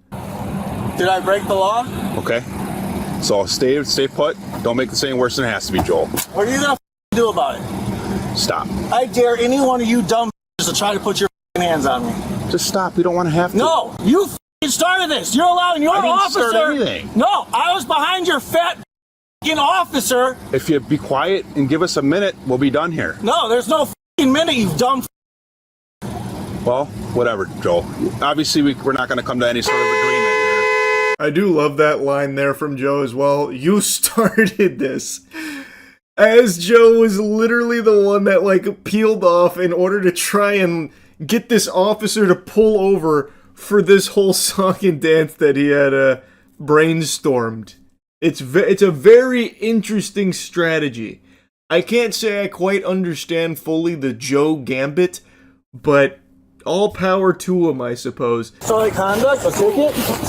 Was going to be a ticket, but now it's not. Joel, you make this stuff worse, dude, by the way you guys act. did this. This fat called me yesterday. Just stop. Joel, knock it off. She got me by the throat. She's got me by the throat. Stop. She's got me by the throat. Come on. She's got me by the throat. Joel. She's got me by the throat. She's got me by the throat. Stop. She's got me by the throat. Okay. Dude, you're on a camera. She's got me by the throat. Joe, nobody's got you by the throat. She's got me by the throat. Officers, please, can't you see he's being attacked by a ghost? There's a ghost and they're strangling him like Homer Simpson to Bart. Do something. Get the Spectral Patrol out there to take down this rabid ghost that's attacking his throat. Oh my goodness, this is horrifying stuff we're seeing here. So yeah, it's probably pretty clear to you now, but they decided tickets wouldn't cut it here. It wasn't really working, so they decided to slap him with a disorderly conduct charge and take him in. I'm not gonna bother showing any more of his, like, tug of war with the police while they try and get him in the back of the cruiser. And to think that it all could have been avoided if that officer didn't just call him yesterday. What was that about, huh? Free my man Joe. He did nothing wrong. This was all, the officer's fault for driving, I guess. With Joe on the road. Driving while Joe on the road, that's a punishable offense. Joe owns those streets. You will drive the way Joe instructs you to. You are NPCs in Joe's world, and if you are a little out of line, you best be saying your prayers, because Lord help us that Joe's going to be trying to pull that ass over, I guess. I don't even understand what all of this was about. I have no idea what he's talking about with her calling him yesterday. I haven't the slightest fucking clue what that's about, but it seems like Joe is a daily problem in the area, so it seems like he basically has some kind of confrontation with police every day. So maybe she had responded to something yesterday that involved him. I really don't know. It's just so fucking outrageous.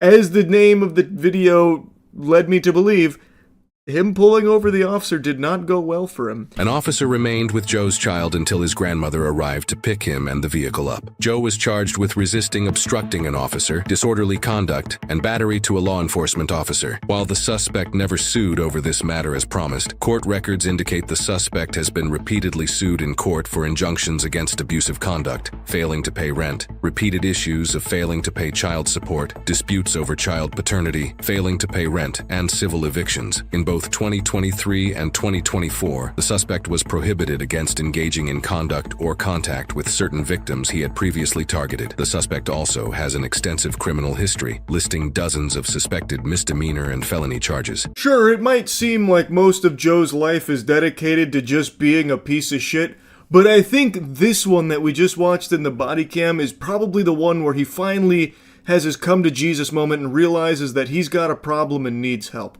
And this is probably the one that sets him on the right path, I bet. He probably learned his lesson this time around. I think I can't remember, I'm going off memory, but I think he got like 12 months probation and was required to write an apology to the officers at this scene, as well as attend anger management courses. Maybe that did the trick. Maybe that was finally the one that got Joe on the straight and narrow. I have no clue. Anyway, though, just wanted to yap about this a bit. That's it. See ya. Big Arch Burger for the big boys. It's McDonald's new item. The CEO seems to hate it, but maybe we'll like it. I think it's going to be very mid. But no, he said how much he liked it. He's now done 3 extra videos since then. I don't know if you guys have seen that. Oh. He is desperately trying to, like... Fix it? I wouldn't... Not even really fix it, but he's like... I don't know... Trying to make up for the blunder. I think you said this. I don't know if it was in a video or just to me the other day, but you said, why post it? Right. Yeah, exactly. Like, they could have just looked at it and been, what if we just re-recorded and you actually eat it? Like, hey man, bite was a little small, didn't look super happy. Do it again, because it's live. Well, he's probably just so busy going back through the drive-thru to get another one. Right. He wanted to get done with the video so he could just keep going through testing the system. No, this is gonna end with him in tears with another one, just like, look, as he stuffs the whole thing in his mouth. It's just a fucking... Maybe it'll be like Squidward in the Krabby Patties. It's all gonna go to his thighs. And then you explode. It is, but his other ones, so like recently, he did one where he's getting asked questions, I'm guessing, by like employees or someone. He's like, how often do I eat at McDonald's? All the time. At least 3 to 4 days a week, actually. You think I don't eat there all the time? Yeah, He just keeps reiterating that he loves the product. He's like, this product. Now this is how you do a product. He like hesitates to call it food. He really does. Well, legally he can't. That's a joke. That's a joke. It is McDonald's. As the CEO of McDonald's, you don't have to claim you eat this every day. You should actually be like, maybe don't eat our food every day. It's not the healthiest thing in the world. Are you kidding me? That would be a death sentence. Oh, that would be him. terrible. God forbid. He actually literally can't say that, or he'd probably lose his job overnight. God forbid you fucking speak some truth. But it's like, I don't know why I set this out like this was our plate. I'll put it on here now. I will say, face value, that's a big burger. Wait, we haven't said what this is yet. This is the Big Arch Burger. It's the Big Arch Burger, which I think is what? Cheddar cheese, pickles, onion. It's white cheddar cheese. Oh, I didn't know that. But it's pickle, onion, lettuce. I think that's 8 pounds of beef on a poppy sesame something. That is crazy. Is this supposed to be the new Big Mac? Because when I was getting it, it says limited. Like this isn't. This is the Big Arch, not the Big Mac. They both can exist. But I think what Danny's saying is this supposed to be a staple? Yeah, is this going to be like the new big menu item? I don't know. I think it's like the McRib, but almost edible is kind of the design philosophy. I think it also depends on how much sells and how much people like it. Because if people are like, best thing you've ever made, it's here to stay. Exactly. Can you imagine the fucking CEO eating a McRib? God, I would actually kill to see, what's his name? Chris Kwasinski or some shit? I don't know. Mike Wazowski. I would kill to see him eat a goddamn McRib on camera now. And then you'd be like, oh, do you want the Shamrock Shake with it? And he'd be like, what? What's a Shamrock Shake? The what? All right, here, I'll just take a You big mean our bite. green liquid product. See, that's why I put that there. It was helpful. It is. We are coming up on Shamrock Shake time, right? Are you guys? That's something that you're excited. We're excited I don't for. know that I've ever had one. No, we never had. We've had to have one. Have we had one on camera? I don't know. If we did, it was very forgettable. But just look at the way we bit into that versus how Chris took a bite. I wasn't even thinking about we that. fucking butt cheeked it. Like that's how men eat a burger. People are always talking about how we butt cheek our sandwiches. Can't help it. You're so right. I'll say it. It's not fun. bad. Yeah, it's fun. Not bad. It is exactly what I would expect to eat or to taste with a burger that looks like that. I haven't had McDonald's in a long time. It does look like those patties are a little bigger than what I'm used to. So is it like a little bit higher? I don't want to say a higher quality, but I kind of have to. Is it like a little bit higher quality? I think you get more meat for it. It's the same quality. I think you just get more of it. This, if I remember right, is $8. Can you check? Okay. I'm almost I'm on the case. I'm almost positive that this is $8, so it's not cheap. And I'm guessing they justify it because you do get 2 quarter-pound patties. I was kidding about 6 pounds, by the way. I don't know if you could tell. Which is crazy because you said 8 pounds. Oh yeah. Actually, I just increased it to 10. Let's see. How much is it? I'm so tired of AI. I'm looking on Google. Just tell me the price. It goes likely between 9 to 11 or 14 to 15. Also could be between 6.89 to 10.19. I want McDonald's to show me the price. Big Arch. Do you think if we get one of the headsets with the Burger King AI in it, we could ask it what the price is on stuff like immediately? Get Patty on the horn. Only if you say please. Patty, show me pictures of Ronald McDonald with boobies. Thank you, Patty. Beam that directly into my cornea. All right, so I'm gonna have to order pickup to figure out this guy. Naturally, yeah. You have to download the. Does it not say on the menu what the price is? Sure doesn't. That's crazy. Sure doesn't. Let me just look what it is in Uber. I'm sure it's $48.95. Where did I put the receipt? Did I throw it out? I might have. Sorry, guys. We're getting there. Shamrock Shake's already here. Oh, my God. Big news. Big Arch Burger. Let me know when you see it, because I fucking don't. Why would it not just be at the top? Maybe it was. Oh, there it is. Yeah. $10.19. Ooh, Jesus, that's expensive. Is that with like a delivery markup, or is that just the menu Uber item? price? Yeah, this doesn't take in the delivery yet, but I'm assuming it is normally higher prices, on Uber. Yeah, they're already higher, and then they make them even higher. Yeah. This is now about Uber. I'm just trying to see if it can explain. I'm almost positive it's $8. If you go into McDonald's like in right now, yeah, that would I make think sense. it's $8. It's 1,000 calories. Not bad. Sorry, 1,020 calories. Not bad. 2 juicy quarter pounder 100% beef patties layered with 3 slices of melty white cheddar cheese, topped with both crispy and slivered onions, zesty pickles, and crisp lettuce. But what truly sets it apart is the new Big Arch sauce, tangy, creamy, with the perfect balance of mustard, pickle, and sweet tomato flavors. I didn't get Is there sauce on it? There is, but I didn't taste that at all. I didn't either. But it's not bad. Like for McDonald's, it's pretty solid. I thought it was just cheese. I didn't even taste the sauce. Yeah, the sauce is the yellow stuff. See, there it is. It's starting to come out. Here, I'm just going to get a little bit of it. That's not what sets it apart. I'm going to be honest with you. No, it's definitely not what sets it apart. But it is fine. Like, it's decent. I would say I don't if hate you it. got whatever it is in store, $8, $10, burning a hole in your pocket, not a bad burger to get. I would say if you have $8 that you're really wanting to spend on food, you can definitely find something better than McDonald's to use it at. You could go to Culver's. You could go to Culver's. I love Culver's. Maybe you can go to Burger King and get the new Whopper. Oh, but we don't know how that Whopper is, Danny. Yet. Look at how excited that chicken is for us to try it. I almost got us chicken fries on the side just so we could have them. Sure, they're spongy, but they're delicious. Whoa. Okay. Wait a second. Chase just heard that. Yeah. Chase the whole was falling building just asleep shook. and he jumped out of his chair. Here, ready? I know we ate some, but that's a big. They brought the base. Yeah, that is a big thud. And remember, nobody is a bigger Burger King hater than us. True, Like, I fucking despise. we go out of our way to throw strays at Burger King. Yeah, I find extra time in the day to shit on Burger King. All right, flame grilled Whopper, the big reveal. Imagine smoke coming out. Felt underwhelming. I feel like we built it up. I feel like there's Nothing happened. That's weird. I thought it was gonna be like really taking up the space. It's like the Lay's chip bags of boxes. This tomato fell off. I'm just gonna get that out of there. Okay, though that's. There's more on there, I think. right. If not, that's a disgrace. Take its diaper off. Yeah, let's get him nude. Oh boy. Oh boy. Oh boy. How much was Do they this? normally come with the diaper? Is that a new thing? That's a new thing, I think. Yeah, they're becoming a high class establishment. So 1 patty. Yep. Less than 2, notably. Less than 2, which McDonald's had how many slices of cheese? Because this had 3. What's new about this Whopper? I have no idea because apparently they didn't change the meat. The bun, I know, is new.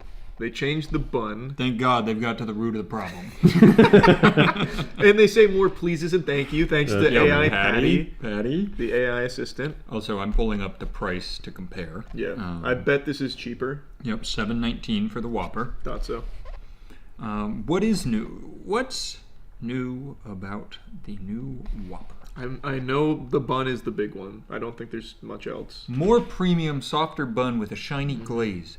Better tasting, in quotes, better tasting, creamier mayonnaise, and most notably, a cardboard clamshell box instead of paper wrapping. That's the change. We were impressed with the box. So the box the difference is the box, the bun, and the mayo. Well, when you strike perfection with the Whopper, there's only so much room for improvement. They are doing everything they can not to fix it. Wow. All right. Well, here I go. Sir, what do people hate about this Whopper? Everything, the especially box. The meat. Let's change the box. People aren't ordering it because the box isn't cool.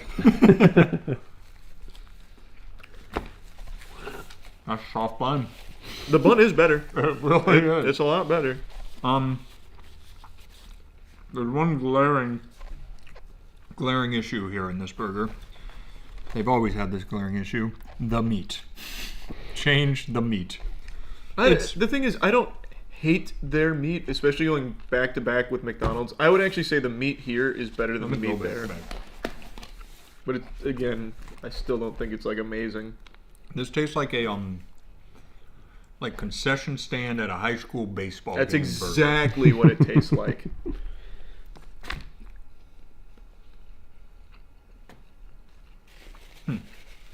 Thoughts? Gives you a lot to think about. It puts questions in your head, doesn't it? It does. Their box is not as good. No, it's not. I would eat this over that, personally. You don't have to agree. You could eat this over that. Not over this. I'm kind of torn. I think the meat here is better. I like the bun here more. I think this is overall tastier, though. Here, let's really get down to the nitty gritty. Rip me off a piece of their meat. Oh, smart. A direct head-to-head. Exactly. You don't see this often. I don't think I got any of their mayo on my bite. Well, that's because it's so premium they can barely put any on. Yeah, it's too They'd run expensive. into loss.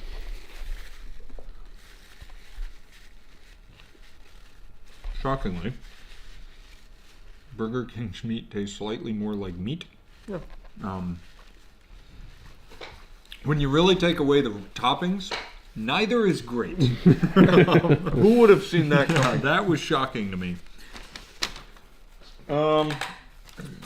Is there a conclusion to this experiment? That's what I was trying to figure out. I would say mid plus. Oh, okay, all right. Wait, is this Burger King coming out on top? I would, to me personally, if I hands tied, Culver's have all burnt down. Yep. Every other fast food place has been condemned. This is the last two standing. Mm-hmm.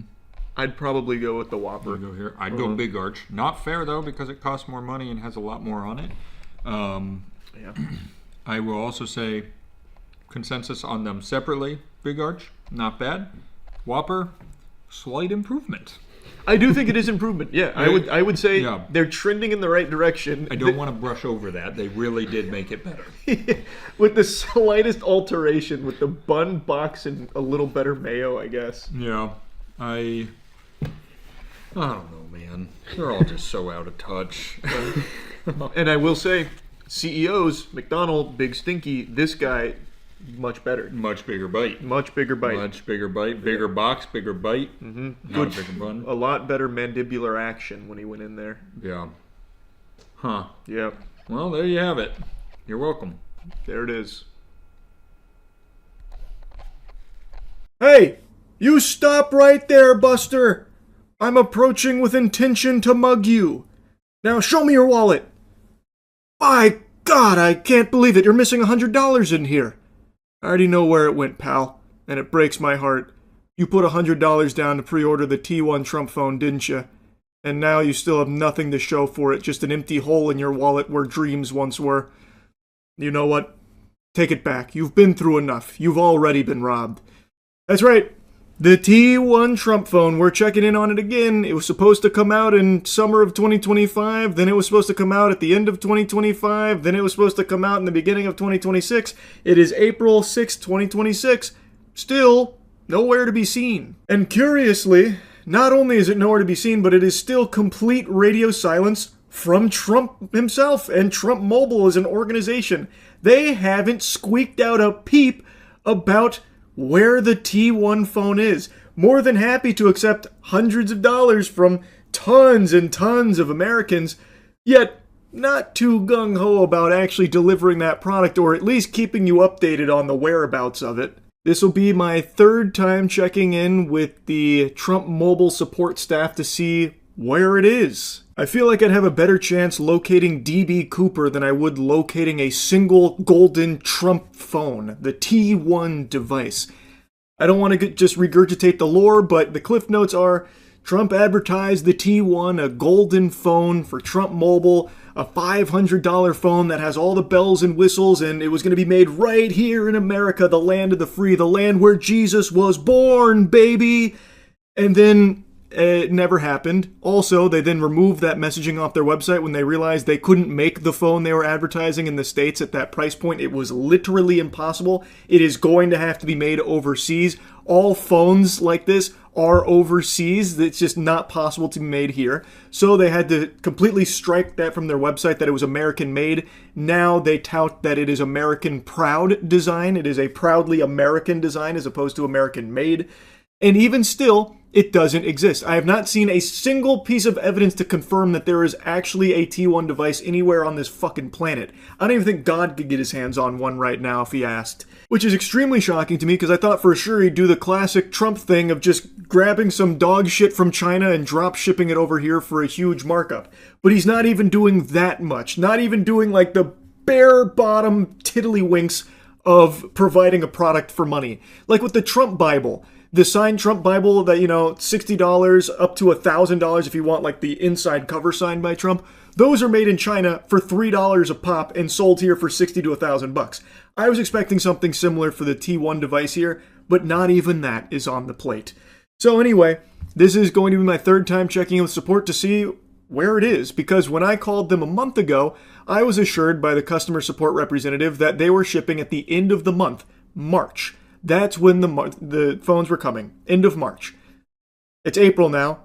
Still no phones. Still no pickles. And I can't find anyone out there that has one. So let's give them a ring. Let's get them on the horn and see what the holdup is. Well, last month when I called about my Trump Mobile device, the support representative told me that it would be ready at the end of the month.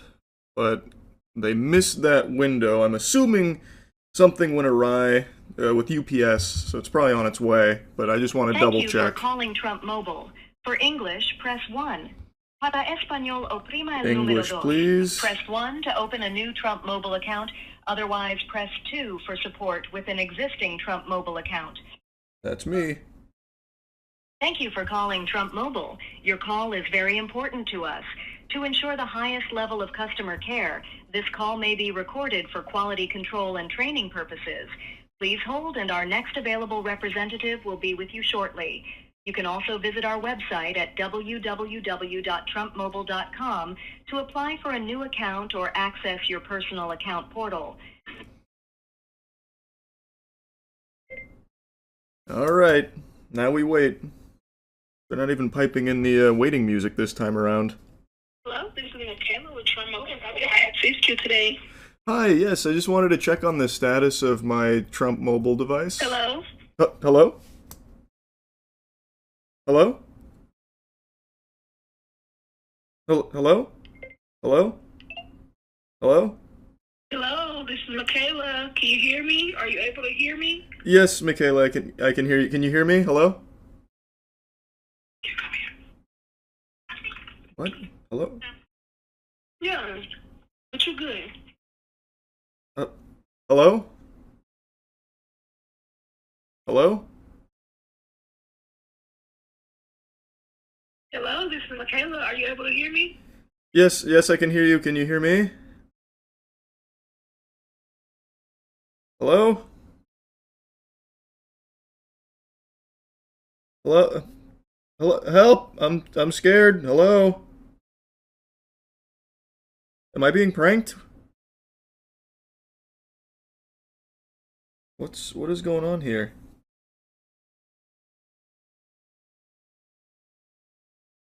Should I call back? Hello?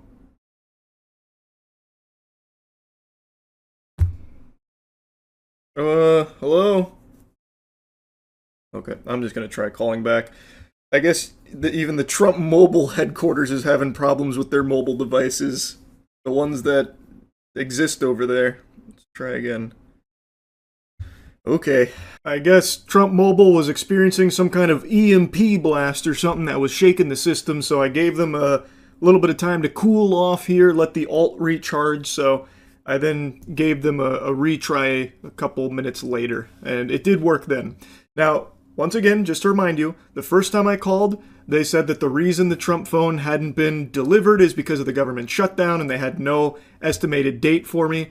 And then when I called last month, they said it'll be ready at the end of the month, in March. So, let's see what they have to say today. To ensure the highest level of customer care, this call may be recorded for quality control and training Hopefully it purposes. works this time. Please hold, and our next available representative will be with you shortly. You can also visit our website at www.trumpmobile.com to apply for a new account or access your personal account portal.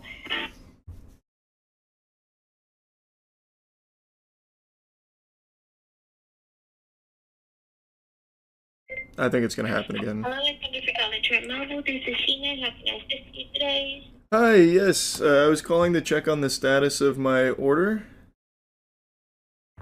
Okay, I'm happy to check on that for you. Give me just 1 second.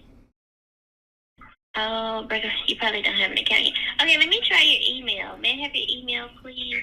Yes, it's bigcwet@gmail.com. Okay. Thank you. 1 moment.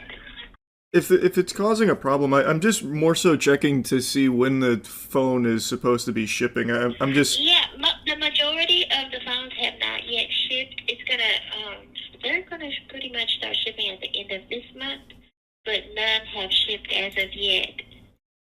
But that's, I don't mean to be rude, that when I called... I was wanting to check. When I called last month, the representative told me it'd be the end of last month. So, are the phones shipping? Like, actively shipping? Yes. They, and then their second batch, they're stating that they're going to be shipping, like, towards the end of this month. So if you haven't received it yet, then yes, you probably would be part of that shipment.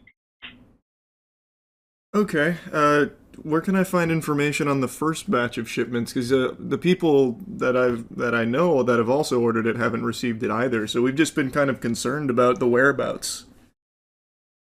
Yes, sir. Well, what happened was they had some sort of pushback on the push-out date, so that's why they've been delayed on top of, the shutdown and things like that. However, when you called last month, what information did you give the other representative? The same information I've shared with you. And then I called back in December as well, and it was the same information I gave then too. So I don't know why it'd be an issue now. I guess maybe something in the system didn't log it. I'm not really sure. So yes, let me go ahead and get this submitted for you, sir. I do apologize for the inconvenience, but we'll get this submitted and you'll be, I can't even talk. You will hear back soon.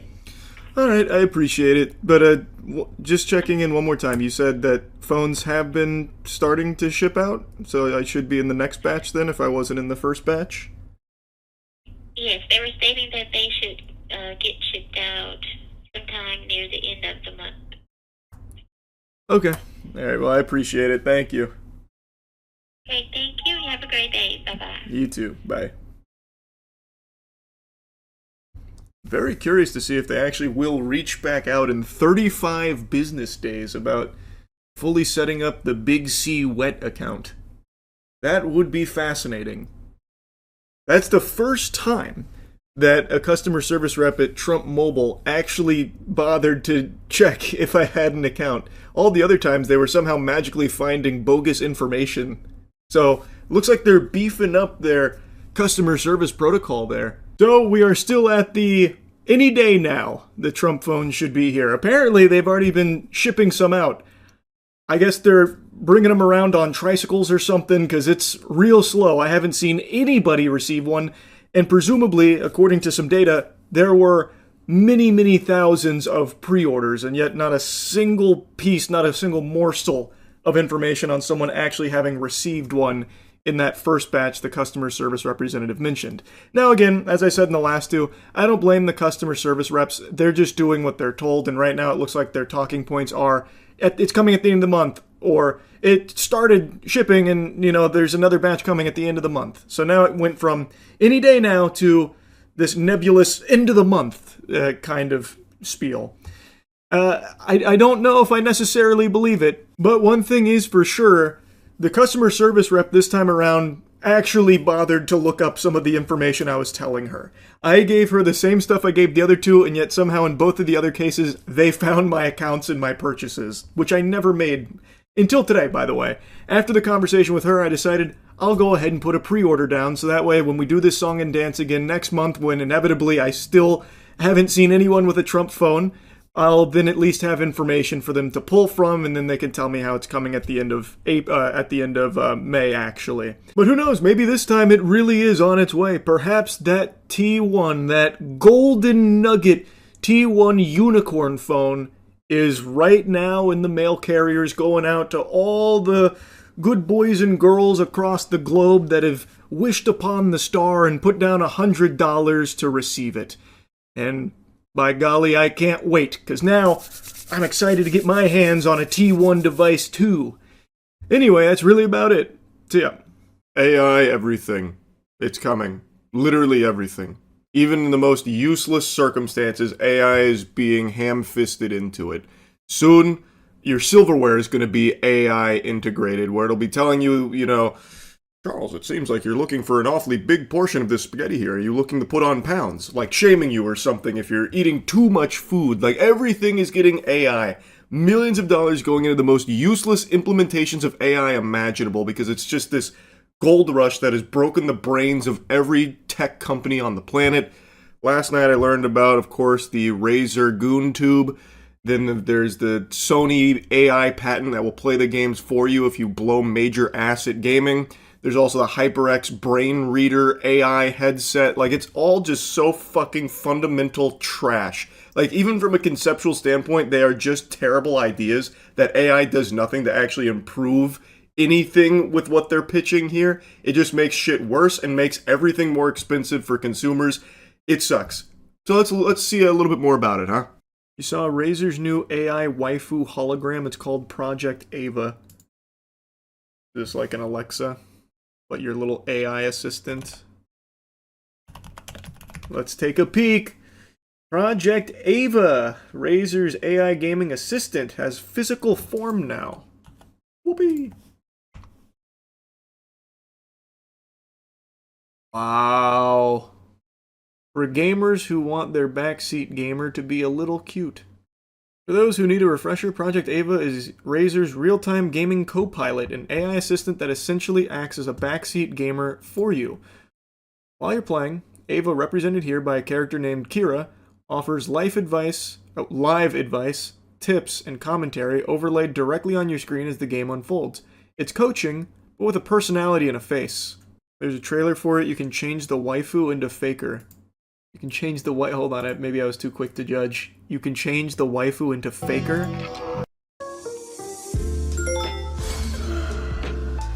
Wakey, wakey, rise and shine. Morning, Joey. You were snoring again. Definitely wear your favorite green jacket. Look, now we're really vibing. That's the saddest shit I've seen in my fucking life, man. My heart breaks for someone who purchases this and relies on this kind of interaction. It is designed to keep you inside forever and away from human beings. I think you're onto something. Hold A, soldier. We need more air support.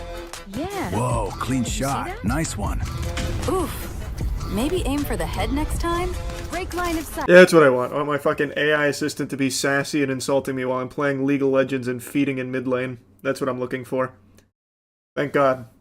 Switch to burst fire mid-range. GG, that was amazing.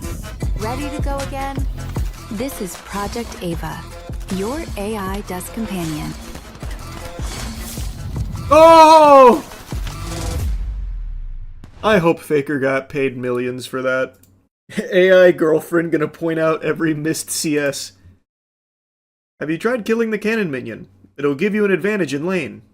PC's gonna cost 10k because of the AI goon jar. True. It is like a little fucking goon tube in here, huh? Very cool. They have a camera installed on it for some reason. How else are they gonna know if you're hitting those nasty headshots? And if they can't see it, they can't offer incredible advice such as, have you tried switching to burst fire for mid-range? Or whatever the guy said. It needs the camera. What, you think it's gonna be like spying on you or something? Why would it do that? It makes no... You sound crazy. You sound crazy. It's for the sake of helping you game, brother. It's your AI assistant. It wants to see you as much as you want to see it. Bringing her to Dave & Buster's so she can backseat me at the Crane Games. Oh my god. That's unlocking the full potential. Bring her to the casino to gamble. Well, she wouldn't be able to help you gamble. That'd be a worthless use. Have you seen the news of PlayStation AI patent could see games play themselves when players get stuck? Sony AI patent will see PlayStation games play themselves when players are stuck. AI-generated ghost player assistants would help out players who can't progress in a game. As described in patent documents, Ghost Player would see players call down an AI-generated ghost version of the player character, which could either play out the solution to a particular part of the level or complete it entirely. Originally filed in 2024, World Intellectual Property Organization published an international status report on the patent this week. For example, if a player were stuck on a puzzle in an Uncharted game, then they should just stop playing games forever. Holy shit, that would be beyond tragic. The guide mode would seemingly present an AI-controlled Nathan Drake demonstrating the solution before the player did it themselves. The complete mode would simply complete the section for the player. I just don't even... What would even be the fucking point in playing? I don't get it. Just, if you're that stuck, just look up a gameplay video of it on YouTube. Look up like a fucking walkthrough. Grow up. Oh my god, what a huge waste of time and resources to make a ghost player. Oh my god, this is our reality. Oh my god. Holy ads. I'm so tired of you guys not appreciating good ad placement. We still have unused space for more ads. So you're not even getting the worst of it here. It's only 1, 2, 3, 4, 5, 6, 7, 8. It's only 8.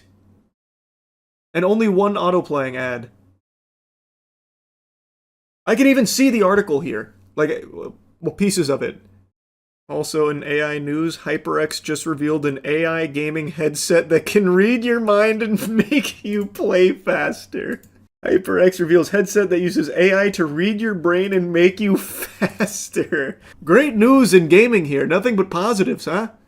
HyperX and Neurable revealed the collaboration that has given way to AI-powered sensor-fitted neurotechnological gaming headset. It uses non-invasive sensors to read brain waves and encourage gamers to boost their performance. The combination of HyperX peripheral technology and Neurable's cognitive monitoring solutions endeavors to give players insights into their real-time brain performance and reduce their reaction times. Whoa, that's so cool. It was claimed that testing participants resulted in an improved reaction time of around 43 milliseconds on average, a number that was made even more pronounced by testing the headset with pro esports players. A promising future of gaming, one where understanding your mind becomes as natural as understanding your mechanics by making brain-computer interfaces intuitive and invisible inside the tools players already use. We're proving that neuroscience can meaningfully elevate performance and transform the way people play. We've always been about empowering empowering power players with the best technology to play. And now with our strategic collaboration with Neurable, we look forward to giving more insight into how one's cognitive skills and focus impacts their gameplay to ultimately make them as competitive as possible. Am I understanding this correctly? So it doesn't actually like do anything to like jolt your brain into being faster. It's giving you data on your reaction times and stuff. Is that what it is? It's giving you insight into how your cognitive skills and focus impact your gameplay. Which, to me, feels pretty fucking obvious. But I guess hard numbers maybe helps someone out there. I don't need to know that my reflexes are shit. See, that's what, like, I don't see how it helps you improve your reaction time by just giving you the data. I can also get my reaction time data by going to, like, humanbenchmark.com and testing it. I don't see how this improves reaction time by, on average, 43 milliseconds. But shit, who am I to doubt the power of AI? Imagine the superhuman you could be if you combined all of these. AI gaming headset for reaction time, AI goon tube for backseat gaming, and the AI patent to play the game for you. You would be the next Faker. It's like Lawnmower Man. It is very much like Lawnmower Man. Actually, that's a good point to bring up. How are gaming companies prepared to deal with fake AI players? They're not. They just literally are not. They can't even deal with human cheaters right now, let alone AI bots that play their games. There's nothing they will be able to do to stop it. And all online gaming will suffer when that becomes more commonplace. You think this is also geared towards accessibility and disabled players for Sony, that is? I could see that argument in some capacity, but it's not like... The accessibility it's offering is more so like, we'll just complete it for you. That's kind of the antithesis to accessibility. I actually think all of the accessibility that Microsoft has done is in a good direction. I know I poo-poo on Microsoft all the time, but I am actually always impressed with how seriously they take accessibility controls for disabled gamers. This is not really that. This is just giving you the solutions or doing it for you. It's not really an accessibility tool.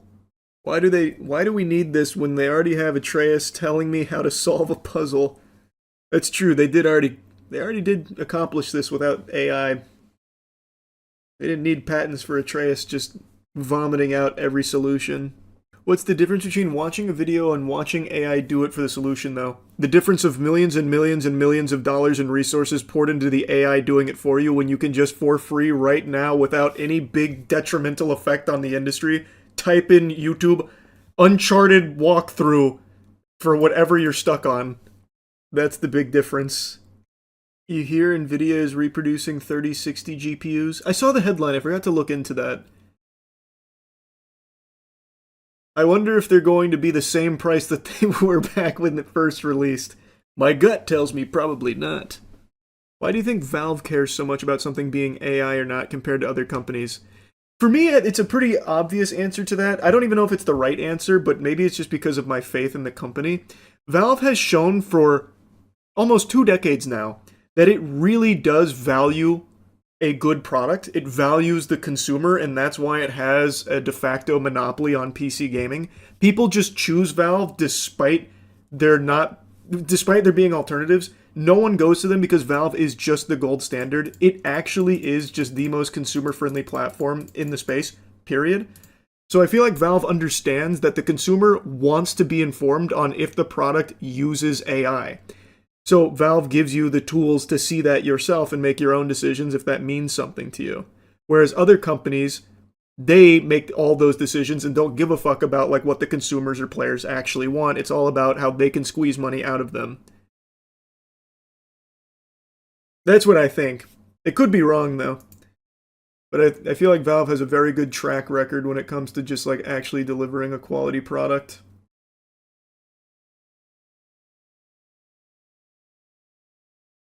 Because there is literally no reason why every company wouldn't just follow Valve's example when it comes to AI.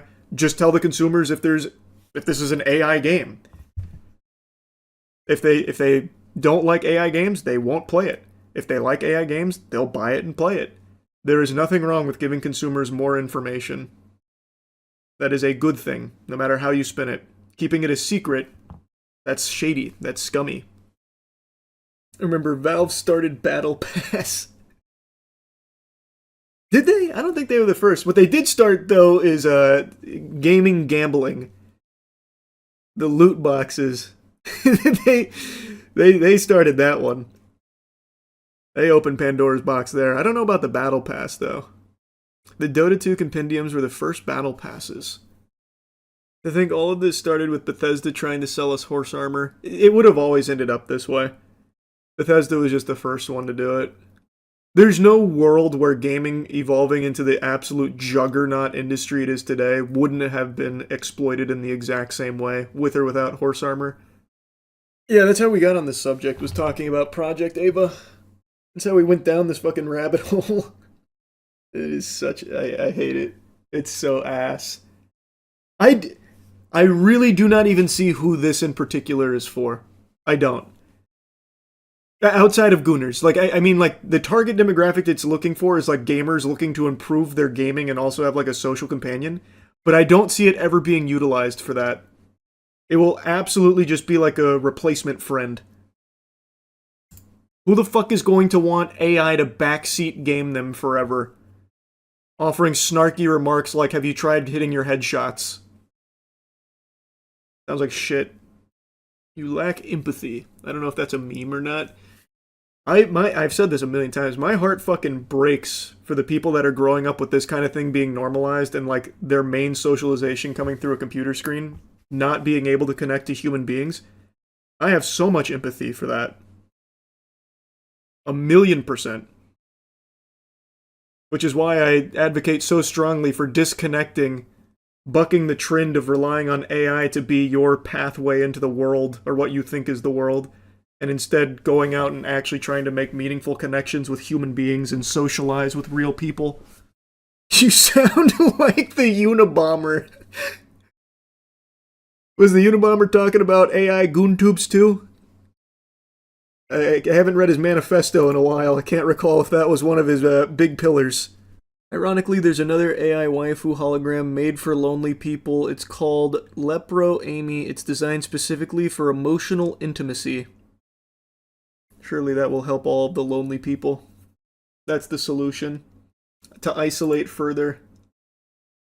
Can't say I've heard of this one. Lepro Amy? Oh yeah, this was also announced at CES. And it is also another GoonTube. Well, I guess not fully a tube. You'd have to like pop that off, which it doesn't seem like would be very easy. Lepro Amy, a device the Chinese company openly markets not just as AI companion, but an AI soulmate. Oh, good idea. There was no live demo as the show floor was too loud, according to staff, which felt oddly fitting for a product meant to simulate emotional intimacy. Even silent, Amy drew a crowd. Very cool. What do you mean you remain unconvinced that people don't need an AI friend or soulmate? That's why we're born in this world, to find our AI soulmate. And then die in front of it, fucking 80 years completely alone, living off Doritos and pizza and broken dreams. That's the utopia. Wasn't there a movie about that? There's a few movies about that, but there's one people always reference, the Joaquin Phoenix one. Her, I think. A guy who married Miku was just living in 2025. Oh man, that guy was so ahead of his time. What was his name? I can't even remember now. The guy who married Miku a few years back? Yeah, this guy. He saw the vision. He knew where we were heading. And now we locked down Miku so no one else can have her. Didn't he get sad when Miku underwent maintenance? Yeah, that was actually... This whole story is really sad. Like, it is like legitimately sad. But you're referencing when they brought her down for like a patch or something, so his wife basically died for a little while. The whole thing is like legitimately actually sad though. I've talked about some deplorable evil people on this channel, and a lot of the times the people I cover do face like very real punishment for being monsters. That's not always the case though. Last month I made a video talking about Jesse Butler, the rapist. Jesse Butler, the rapist, was facing 10 rape-related charges, looking at a potential 78-year sentence, And this isn't a case of he was framed, turns out he was innocent, completely blameless, it was the damn deep state working on a crazy conspiracy to throw an innocent man behind bars. No, there's overwhelming evidence to confirm this, including a video he himself took of a strangulation on one of his victims that, according to experts, would have literally killed her if he continued for even seconds longer. He is a rapist. He is a turbo rapist, in fact. And you would expect, given that this is so cut and dry, he would be behind bars for the rest of his life. Well, you'd be wrong to assume that, bozo, because it turns out his family, they've got some real leverage over there in Oklahoma. So much so that the judge and everyone involved in this case thought it was appropriate that he doesn't go to the slammer. Instead, they came up with a fate worse than death. Community service. Yep. His punishment will be no jail time, no nothing. He continues to breathe the free air, be a free man, and all he has to do is complete some community service, do like a phone call check-in weekly, and then some sex offender treatment. They're treating this animal like he stole a balloon on Free Balloon Day. This is absolutely preposterous, and in a sane society, it would lead to everyone involved in this catastrophic ruling not only fired, but also thrown in jail themselves, and then re-sentencing Jesse Butler to a life in prison. Like, it's not a matter of if he did it. They know he did it, and they just don't care. Let me show you what Susan C. Worthington looks like, the judge presiding over this case. I want to put a face to the name so you can see what a rape defender looks like. She is totally okay with this course of action, or really lack of action. Payne County District Attorney Laura Austin Thomas also seems to be enthusiastically on board with this, confirming that his sentence requires him to complete his rehabilitation plan successfully, including an aggressive schedule of therapy with a specialist in sex offender treatment, and should he fail, he faces reclassification as an adult and a sentence of 10 years in prison. That aggressive schedule of therapy, from what I'm seeing, is basically just weekly check-ins. Whoa! Holy shit, how is he going to survive that? Man, that actually might be harder than going to prison for 78 years. He has to call somebody once a week to talk about, like, his feelings, and probably he's still raping on the side. Like I said in the last video covering this, him getting away with this, the only lesson he's learned is that he can literally do whatever he wants, and he's untouchable, he's invincible. So I imagine, not long into the future, he will rape again, and this time, he might kill his victim. He got very close to a fatal strangulation on his last one, and maybe the lesson he took away is that the reason he got caught is because his victims survived. So, maybe next time around he won't let them survive. I think there is going to be blood on all of these people's hands. Now, I want to also show you a picture of Lauren Austin Thomas because I think it's important you see all of the rape defenders here. Now, of course, it's not just these two worms responsible. This is a long process with tons of clowns in the circus that led to this disaster, but these were the only two pictures I could find to associate with them. But, yeah. Jesse Butler is free. He doesn't even have to register on anything, by the way, so he's going to go completely under the radar, incognito. He could be in your backyard raping your dog right now if you're in Oklahoma. Sleep in fear. Just sickening, disgusting stuff. Susan and Laura have sent a very clear, very loud message to the entire world. That if you're a rapist, come on down to Payne County, Oklahoma. That's a place you can call home. They'll even pop champagne to welcome you and do everything in their power to protect the rapists. Now anyway, the reason why I'm yapping about this again is because Jesse Butler, the rapist, just had another hearing where a lot of people turned up to protest this complete affront to God that has unfolded here. Jesse, why did you rape those girls, Jesse? Jesse, why did you rape the girls? You have anything to say to the victims, Jesse? Do you have anything to say to the victims? Being loud is not a violation. Sir, do you have anything to say to the victims? Do you have anything to say to the victims, Jesse? Why did you rape them, Jesse? Why did you rape the victims, Jesse? Why did you rape those girls? Why did you strangle them, Jesse?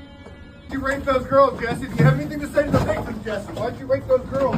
Are you as dumb as they say you are, Jesse? Is that why you were adjudicated a juvenile, because you're that stupid? Are you that dumb, Jesse? Why did you rape the girls? Jackie, why are you defending your rapist son? Why'd you rape him? Do you feel bad for being a rapist, Jesse? Why'd you rape him? From what I've read and what I understand, there were a lot of people that showed up to express their outrage over this whole situation here. Payne County is very upset.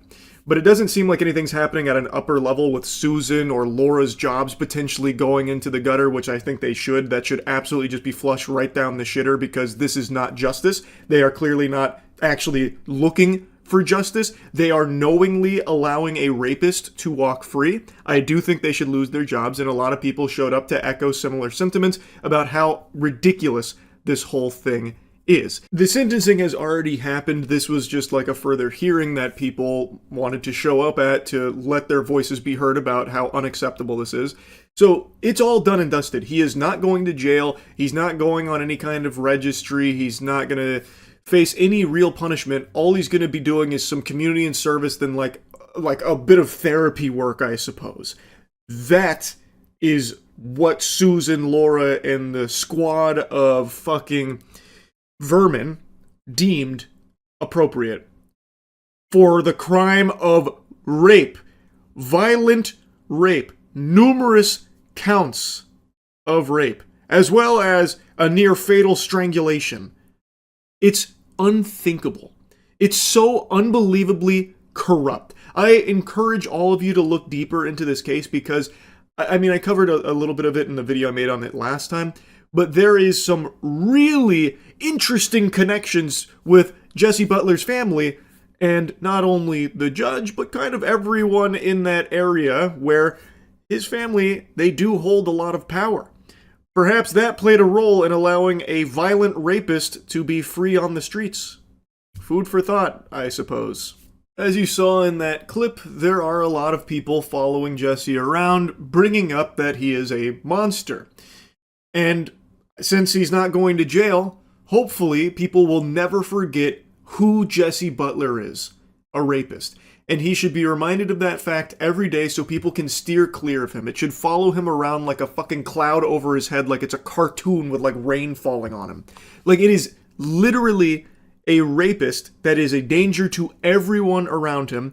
And since the justice system over there in Payne County, Oklahoma didn't want to take it into their hands and do something about it, it's up to the citizens to keep each other informed that Jesse Butler is someone that should be avoided at all costs and ostracized from the rest of the community at the very least, so he can't prey on more victims. He is someone that should never know a moment of peace and relaxation. He is someone that people should literally sound the rape alarm anytime they see him around. He is a fucking monster who got away with it. It is just so infuriating. It is beyond sickening. And I think there should be extreme calls to action for Susan, Laura, and the rest of the system that allowed this to happen. They need to lose their position. I 100% believe they are not fit for their job. They are clearly not actually in the pursuit of justice. The only takeaway you can have from the handling of this case is that the Payne County upper brass here in the justice system is on the side of rapists. It is inarguable. How the fuck can you allow them to continue to hold those positions? There needs to be some kind of governing body to come in and say, no, enough is enough. You're fired. Also, we're going to pursue charges of our own against you for this shit. That's what I think should happen. If there's any real justice out there, I think that's what should 100% fucking happen, because this is just unacceptable. It is completely unacceptable.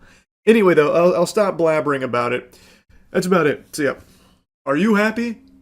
If the answer to that question is yes, then stay far away from Pokemon tournaments. You turn the cheek, run the other direction as quickly as you can, Buster, because that is an environment where joy and whimsy goes to die. It has now been confirmed beyond a shadow of a doubt that the biggest dweebs on this planet are Pokemon judges, and they are like Dementors. They will suck the happiness out and will punish you for even the slightest signs of happiness. If you celebrate, I hope you're ready to go to jail. Because Pokemon competition is more joyless than an active war zone. It is cutthroat. 2 weeks ago, I made a video covering a situation where a Pokemon Go player won a tournament, but because he celebrated, they punished him by taking the win away, thus his opponent ended up winning the tournament because of it. It was an automatic loss, which gave his opponent the win. Because of excessive celebration, deeming it unsportsmanlike. Just as a reminder, this is the celebration they punished. Now on his 11th one, he is the first-time champion for himself and your 2026 Orlando champion!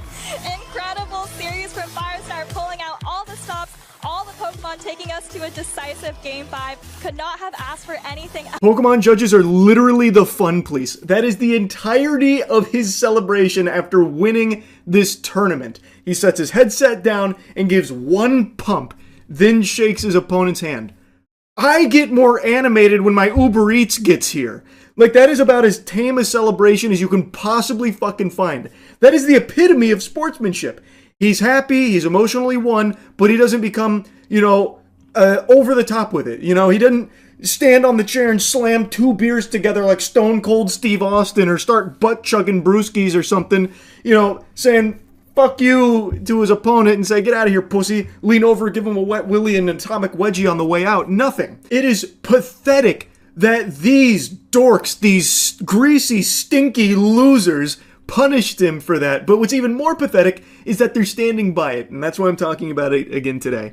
They released an official statement where they've all come together in their fucking stink cloud, their fucking fart fumes, and decided that the Council of Judges was correct in this punishment here. And then they also reinforced another ruling where they punished another Pokemon player, this time in the TCG, who celebrated early, maintaining that they did deserve to lose that as well. These fucking Pokemon judges suck major ass. I think it is irrefutable. This evidence confirms that there are no bigger twerps on this planet than Pokemon judges. If you want to avoid a fate like that, you right now need to fix the stink, so go to usecheeky.com and get the best soap in the universe. The queso bar just launched as well, by the way. It's coconut. Like, we've got the best soap out there, and you need to take your hygiene seriously, or else you might just end up like a Pokemon judge. Here's the Pokemon Play Team's official toilet paper. At the recent Pokemon Orlando Regionals, 2 instances of penalties being issued during streamed matches have created questions within the community about celebrations. They're illegal. You're going to jail if you show any emotion at an official Play Pokemon event. I'll sum it up for you. Spoiler alert. Play Pokemon has reviewed each instance and would like to provide more information. In the first, during the Pokemon TCG Swiss Round 13 match, the tournament headphones were removed and were thrown onto the table on top of cards and damage counters, putting the TCG game state in disarray before additional game action could be taken to complete the game. A match loss was issued for the disruption to the game state and not playing out the final sequence to the game. I didn't cover that one, but I'll briefly show you what they're referring to there. Wow! 2 cards! Rips it off the 6 cards! Are you kidding me here? Makani... Basically what happened is he drew the win condition. It was checkmate at that moment, but he celebrated before finishing the game, so he put his headphones down and it moves the cards around. So they viewed that as throwing the game into disarray. It fucking annihilated the game state. It was all ruined. It's completely kaput. So they issued a game loss for it.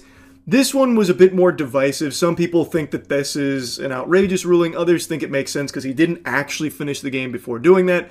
I personally think this one has the most wiggle room to be justified because he didn't finish it out. It would be like in chess, if you have the checkmate, but then you fucking slap the chessboard before you actually finish the checkmate. That would be improper. So I do understand that to a certain degree, but I think a match loss is a bit overkill. I feel like this could have been the first warning because it didn't ruin the game. The game literally is over from that moment. There is nothing that can be done, as I understand it, in the current meta there. So it was over. He just needed to finish out the sequence. So I think a game loss is a little extreme. That could have been the first warning there. And according to the player, 2 separate head judges told him that he was given a match loss for throwing his headset down and being dangerous. Not a single judge told him that he was given the game loss for disrupting the board state, and then wasn't given the chance to appeal the ruling either. So to me, it does feel far more cutthroat than it should.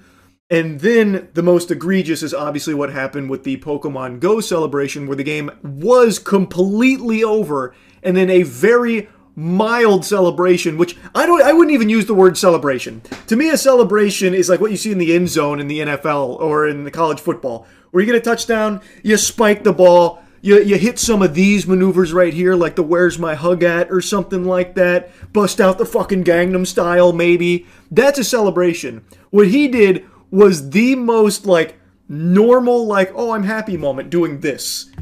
Like, even Pokemon characters do that. They do more than that, mind you, but that's like literally the bare minimum of being like, oh, whoopee, I won. And they're calling it excessive and unsportsmanlike. And they're standing by that decision. So going back to their official statement, in the second instance, during Pokemon Go Grand Finals, we would like to share some information which may not be known to the broader community. Prior to the final game incident, during Game 1 of the Bracket Reset series, a player was issued a warning for the action of hitting and shaking the table during gameplay. Actions such as these can have a negative impact on the experience of participants and disturb the match in progress. Then, during Game 5, this same player's behavior continued to be disruptive, including shaking the table to the point that there was a disruption to the broadcast experience. These repeated infractions resulted in a penalty that was escalated to game loss. If that isn't the biggest load of hooey I've ever heard, you can watch the footage yourself. There was nothing disruptive happening, not from what I went through and re-watched. And plus, the game loss came after the celebration. Like, unsportsmanlike, I believe, is what was being tossed around. But now they're saying it was actually because he was shaking the table. It was a fucking earthquake he was having go on over there. We couldn't even get the broadcast going. It was so all over the place. It was a natural disaster, a fucking calamity. We will uphold the decisions made by the judges at this event. Pokemon judges are committed to bringing the best possible experience to our players by preserving the competitive integrity of our events. Yeah, it's in the shitter. It has completely been flushed down the tubes with this, by the way, because you could win grand finals, but you best be completely fucking stoic and silent.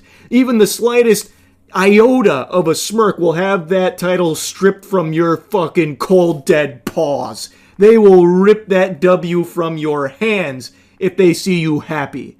What do you mean preserving the competitive integrity? You took away the winner's win and gave it to someone who lost.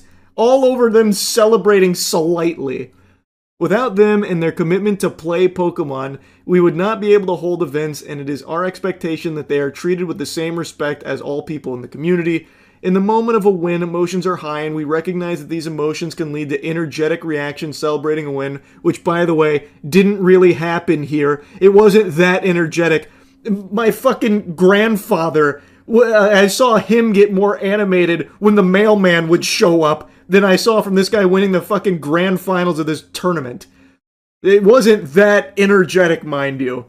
We want to support this authentic positive reaction and not discourage this excitement. Celebrations are not an issue, but actions that disrupt or negatively impact competitive integrity can be.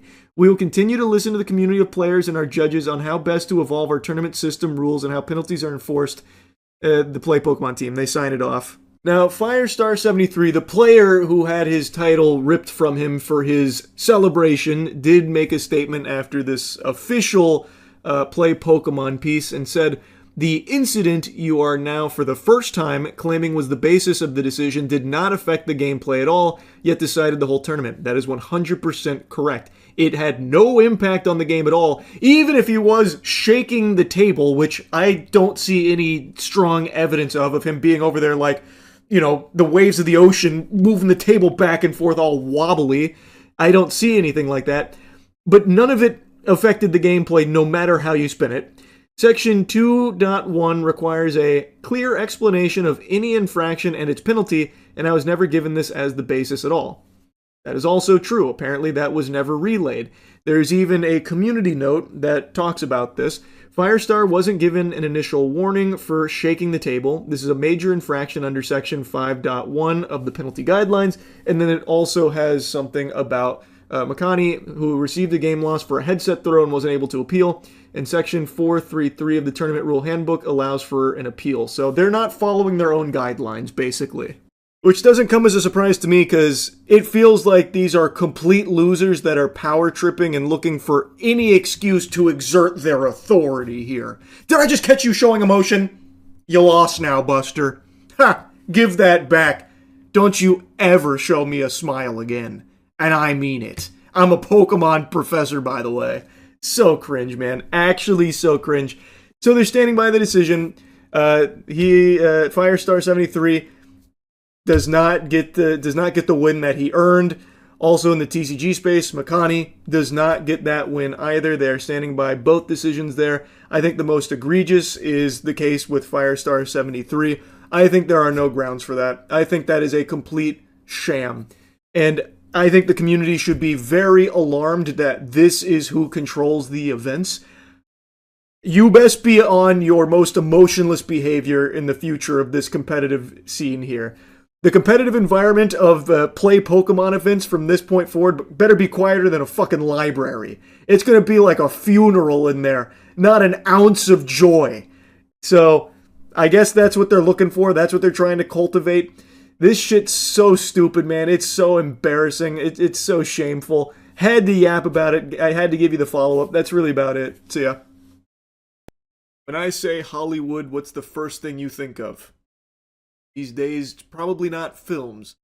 I got a hunch that you probably immediately think of like evil or terrible, terrible people that have been implicated in a lot of really bad things. Because it seems like Hollywood is kind of a cesspool of some real, pardon my French, jerks, you know, that have done some awful shit. But what happens when a movie gets made without Hollywood's blessing? Well, sometimes it just doesn't go super well. It's pretty rare for a fully financed, independent, self-distributed production to actually have, like, a big box office performance. It's very rare. And in the case of Iron Lung, it is doing something very unusual. This is a fucking unicorn out there. Iron Lung, which is Markiplier's debut film here, his directorial debut, has already done over $20 million in the box office and has been the #1 movie through the weekend. And this is a fully self-financed, self-distributed film. And he is not the first YouTuber to make a successful movie. So, like, for example, Raka Raka. They've made 2 heaters. Absolute slappers. I tell you, Raka Raka, I think, are some of the best in the business right now. Bring Her Back, Talk to Me. I think they're some of the best in the horror business right now, and they are YouTubers. They, however, do work with A24, so they're a little bit different than Markiplier's case here. But still, they are independent filmmakers and extremely talented. Markiplier, though, I do believe has done something extremely unusual, though, by having actually no A24, none of that involved in this process. Which is why what it's doing right now, I think, is something very interesting that I want to yap about.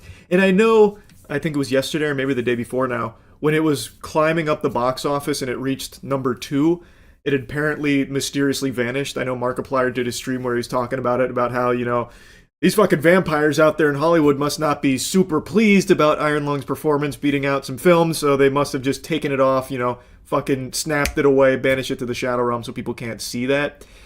Now, of course, he didn't use those words. I'm, of course, adding a bit of colorful commentary into his actual sentiment there. But he was talking about how it is weird that Iron Lung isn't being reported when it was the second highest grossing film at the time. It has since been reinstated on the public charts, but that was a bit of a wacky hiccup, huh?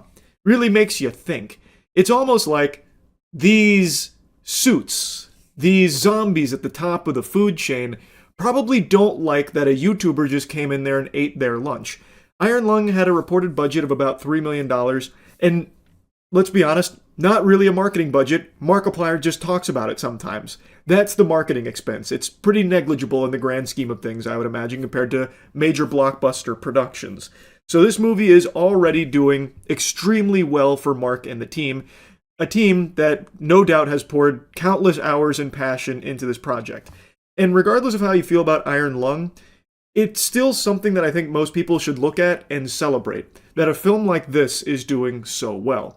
I made a review on Iron Lung. Overall, I liked it. I had a lot of nice things to say about it. It's not a flawless film, and I don't think it's a film everyone's going to like either. It does have flaws.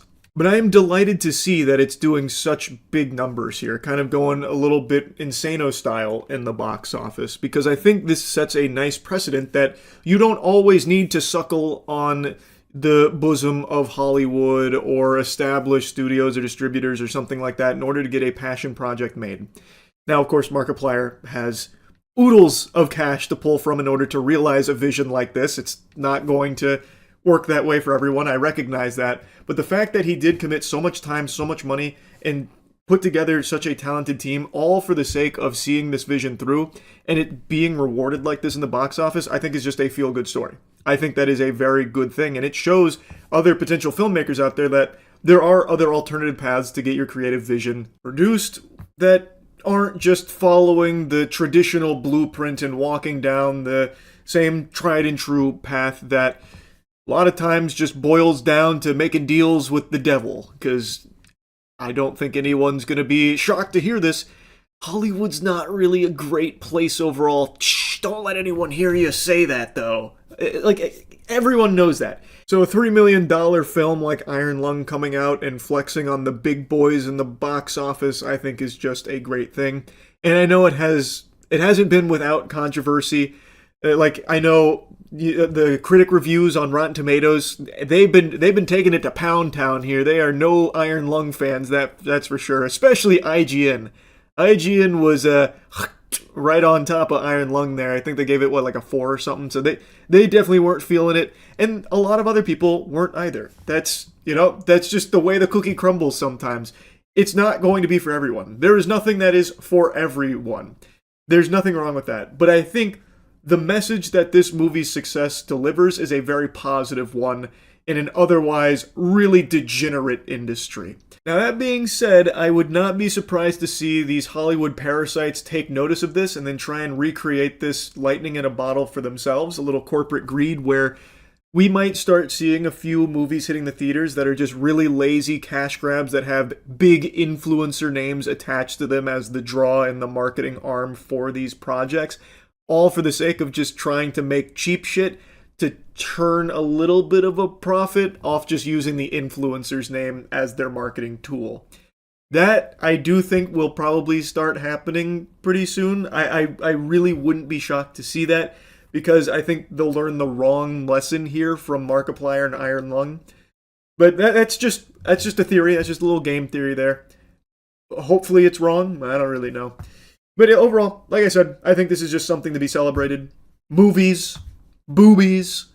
What do these two things have in common besides just rhyming? I like them both. So I like to share this story of a pretty cool thing going on with movies. That's really about it. So yep. Uh-oh, it's knocking on our door. The trick-or-treaters from Hollywood have arrived with their AI productions now. Darren Aronofsky, a world-renowned director whom I'm sure you're familiar with at least some of his work, like Requiem for a Dream, Black Swan, The Whale, most recently Caught Stealing, which I'm not sure if it did like super well in the box office or not, but he is a director with some real meat behind him.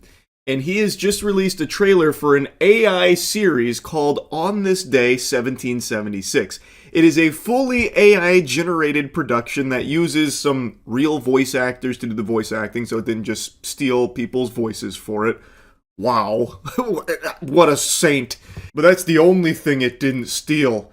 Not even Gollum's appearance was safe. Look at the way Benjamin Franklin looks in this fucking trailer. He looks like Gollum if he went to a boarding school, or like one of those manners courses, those etiquette classes. Oh my god, it is revolting. It is a complete disaster of a trailer and a terrible idea to just fully AI generate a movie or a show. It's something that we've all known is coming because they haven't exactly been shy about wanting to replace everything in the creative space like art, video games and shit, like this entire pipeline with AI in order to save money. So this was always going to be hitting our doorstep at some point, and it's already here. But what I didn't expect is the general here riding into battle that's spearheading this operation, this diabolical decline in quality of our products with AI. I didn't expect it to be someone whom I've respected for a long time, Darren Aronofsky. He is clearly more washed than my fucking dishes. This is so embarrassing. It would be less insulting if he just fucking 4K upscaled 2 Girls 1 Cup and called it his newest project. This is just so trash, man. It's actually infuriatingly bad. So I want to go through the trailer here so we can point and laugh at this garbage together. But before doing that, I want to talk about something positive, a little bit of a palate cleanser before we dive into this. Cheeky has Free Rin soap now. It's available right now. It's an official collaboration with Free Rin. As all of you know, I'm a huge fucking Free Rin fan these days. the light on my desk is kind of making it hard to see the beautiful art on our boxes. I have to hold it at a very specific angle so the camera will even moderately focus on it. But anyway, yeah, we now have free rinse soap. Use cheeky.com. It's the best soap in the universe, highly moisturizing, and I really think these two free rinse scents are some of our best yet. Damn, I thought by trying to get in there quick it would focus on it right away, but it didn't. Anyway, they're available now at usecheeky.com. I'm a huge fucking free rinse fan, so I've been really pumped about this one. The rebellious war is become more general. Too many still unsure of why we fight. We have it in our power to begin the world over again. Wow, aren't you glad they didn't use real actors? Man, it must have taken Darren maybe a whole couple hours out of an afternoon to put together this piece. He really got to work. He was fucking sweating out there for this one. Probably his most difficult project yet, coming up with the right sentences to plug into the AI video generation tools he was using. Oh my god, it just looks terrible. I don't know how anyone could have so little taste that they'd actually think that this looks good. You'd have to be some kind of ghoul. Some kind of like actual NPC to find an appreciation for garbage like this. It looks like a YouTube short that was just farted out from those AI slop channels. Or better yet, it looks like something your grandmother would repost on Facebook thinking that it's real, like dragons that have been discovered recently or something. It's so bad. And the fact that they're using like SAG-affiliated voice actors for it is so obviously just trying to mitigate the backlash they knew they were going to get had they just used AI voices as well, which I imagine they planned on doing initially, but someone spoke up saying, no, let's just hire some voice actors to just lazily do this real quick for cheap. Just so that way they could say, like, oh no, it's not fully AI, like we have, some SAG voice actors in it. Come on, guys, this is very much a human passion project. We're just using Gen AI as a tool for us to get creative. Skin crawling. There is no way but forward. We are now the troops of the United Colonies of North America. For the purpose of establishing... So, take a peek at this new nation that was born. Amerid. Yep. Perfect. On this day, 1776... the nation of Amerid was formed. Yeehaw. How could anyone think this was a good idea? Especially someone like Darren Aronofsky. What the fuck happened to you, man? What? I don't understand how you go from so many good movies to now just peddling AI slop. What a disgusting career pivot. Holy Toledo, heavens to Betsy. An independent empire. Who are you? Massachusetts! That's not surrender.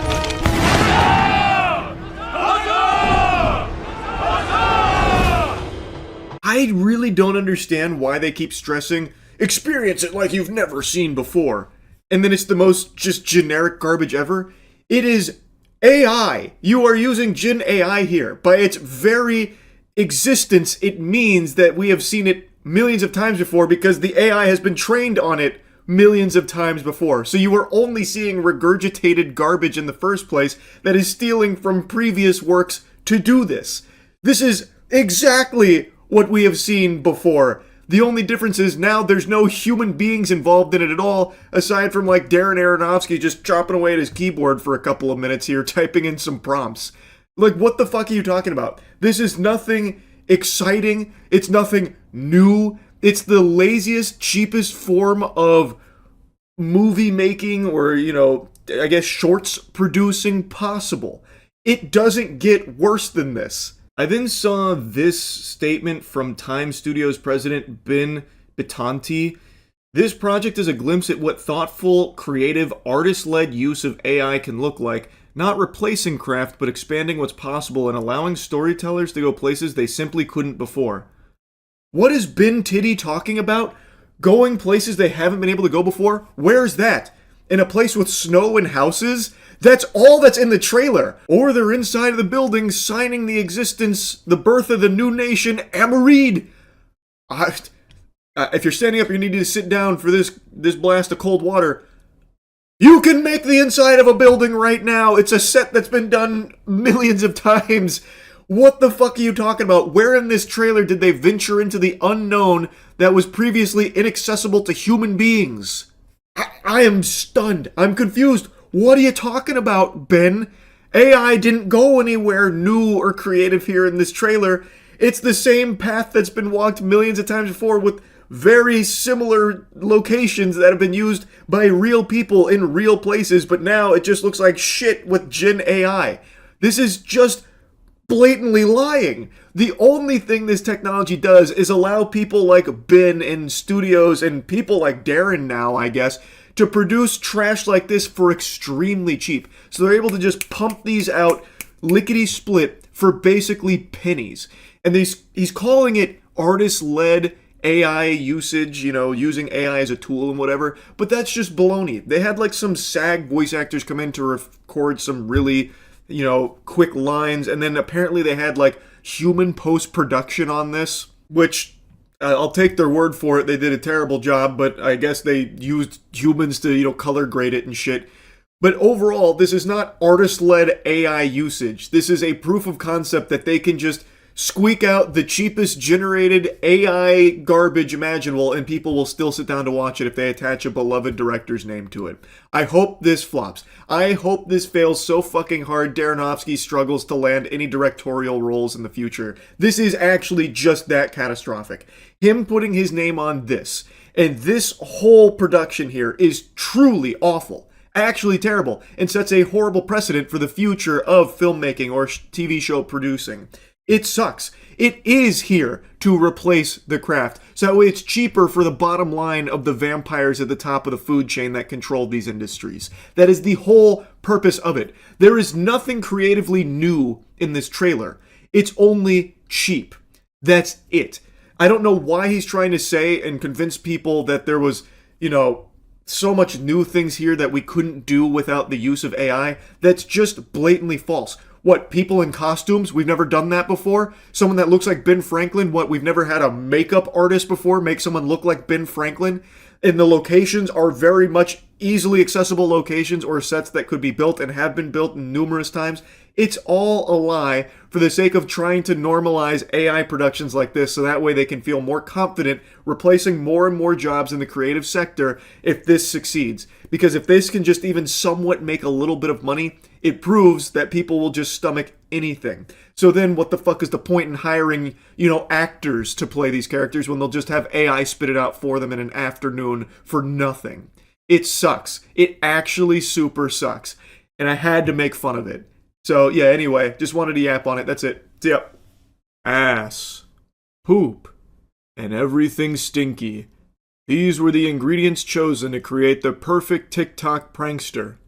But Professor Goober accidentally added an extra ingredient to the concoction, chemical cringe. And thus, this loser was born. This is some complete trash, garbage, doo-doo that I just have to clown on this guy for. He should be ashamed. Yo, there's a guy chasing me. There's a guy chasing me. Where the fuck is he? Yo, why the fuck you fuck my girl, bro? This gut buster is his bread and butter. He's done this exact prank numerous times. He really likes this one. It's his Kamehameha. This is his signature move here. And it's a tried and true classic from TikTok pranksters where they go into fast food establishments and treat the workers like subhuman props for them to walk all over and disturb for the sake of their content. That's the joke. Haha, guys, let's go fuck with the employees making minimum wage, not able to live off of their salary, and just make sure their day's a little bit worse. And maybe, if we're lucky, we'll even, scare them. Like in some of his videos, some of the employees, actually freak out and run away because they don't know what's going on. These could be unhinged, dangerous lunatics there that have, a gun or a knife, and they're just running around the back yelling and screaming, hooting and hollering. So, yeah, the employees are naturally going to be afraid, and that's golden to people like this. They love that kind of shit. Tee-hee, they think we're gonna kill them or something, like their lives in danger, but actually it's just us pranking them. Ha ha ha. Oh yes, the cloud is gonna be so juicy. What the fuck's wrong with you? What's wrong with you? What's wrong with you, bro? Go Go!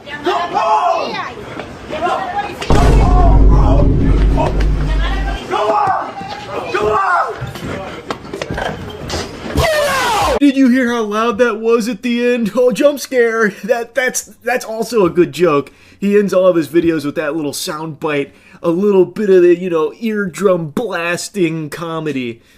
And that's one of his favorite pranks. This is the one I wanted to start with because I hate this shit so much, and it's so common for fucking worms like this to do this, where they just believe everyone working a normal job is just an NPC that they can go and just disturb and be a nuisance and spread misery, so that way they can make content out of it. Now, typically, when I cover douchebags like this, I like to crop their name out. I do that because I don't want anyone to go harass them, and especially for pranksters, anyone that does trickle on over there is a net positive to them. They love that their name gets out there in any capacity whatsoever, no matter what it is, even if it's getting shit and spit on, it doesn't matter. They are these shameless latrines, and they're more than willing to gobble all the piss and shit imaginable as long as it gets them attention.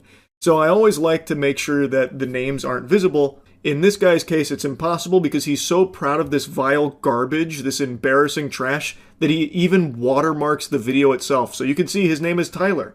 He puts his stamp of it. This is Tyler's work. Tyler made this shit-ass beat. Now, I want to make a special shout-out to Tyler's loser friends because I think they're actually even more pathetic than Tyler, and this is something I say a lot. The pranksters are awful, but their friends are even worse because they don't even get anything out of it. So like this guy, who has to be the cuckold, by the way, the role that Tyler gives this shirtless guy in sunglasses is the cuckold who is chasing him around because Tyler fucked his girl. So not only is he playing the cuck in the video, but he is also a real life cuck because he does all of this and doesn't see a penny. Tyler at least makes a little bit of money off it, like a handful of doubloons. He's not like a big creator by any means, but he definitely does have some monetization here. So he gets something in return for it. But his friends don't. They are literally just there so Tyler can use them as like his lackeys, like his little sidekicks that actually willfully, on purpose, play the role of Tyler's bitch for no gain at all. Not even a mention in the description or in the video or anything, not a link to them that I can find, nothing. They just proudly be Tyler's bitch. Yo, he fucked my girl. Nah, it's none of that. It's none of that. Somebody's chasing. He's chasing me.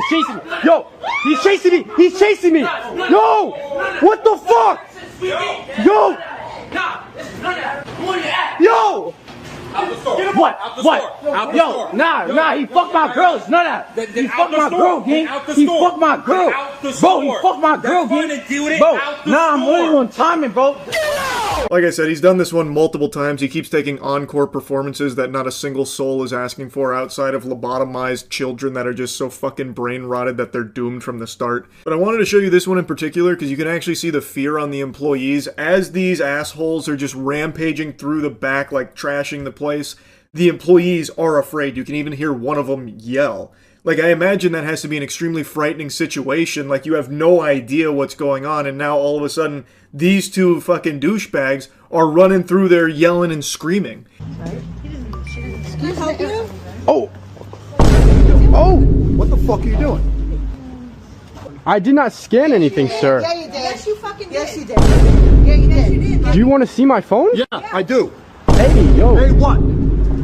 Hey, yo, what? Who the fuck are you to put your phone near my wife's phone? And I watched you when I was walking up. No, don't touch it. It's his phone. I don't give a shit. This is my phone. Fuck up and mind your business. You want to get in my face? And held his. You want to get in my face now? Yo, get out of here. You're lucky I don't throw you. Get out of here. Go. Get out of here before you can't leave. Leave. It's such a shame. That's a top 10 saddest anime moments right there that Tyler didn't actually get his ass beat there. I really wish that guy had swung on him. Tyler is always so confident to do his pranks on elderly people or employees that are currently working, so that way there's less chance of him actually getting, a bit of knuckle sandwiches being fed to him. But in this case, he did teeter on the edge and got pretty close. I have no doubt he was tinkling in his little britches. No matter how hard he tries to hide behind the gong sound effects, you can kind of hear the panic in his voice in the actual confrontation.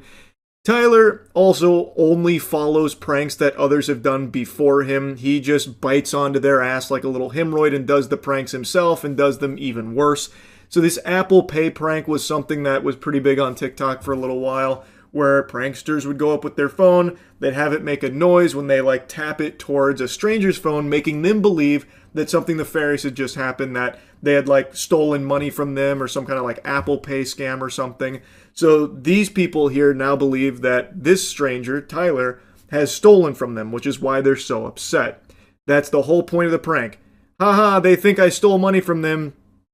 Get pranked. Ha ha ha ha.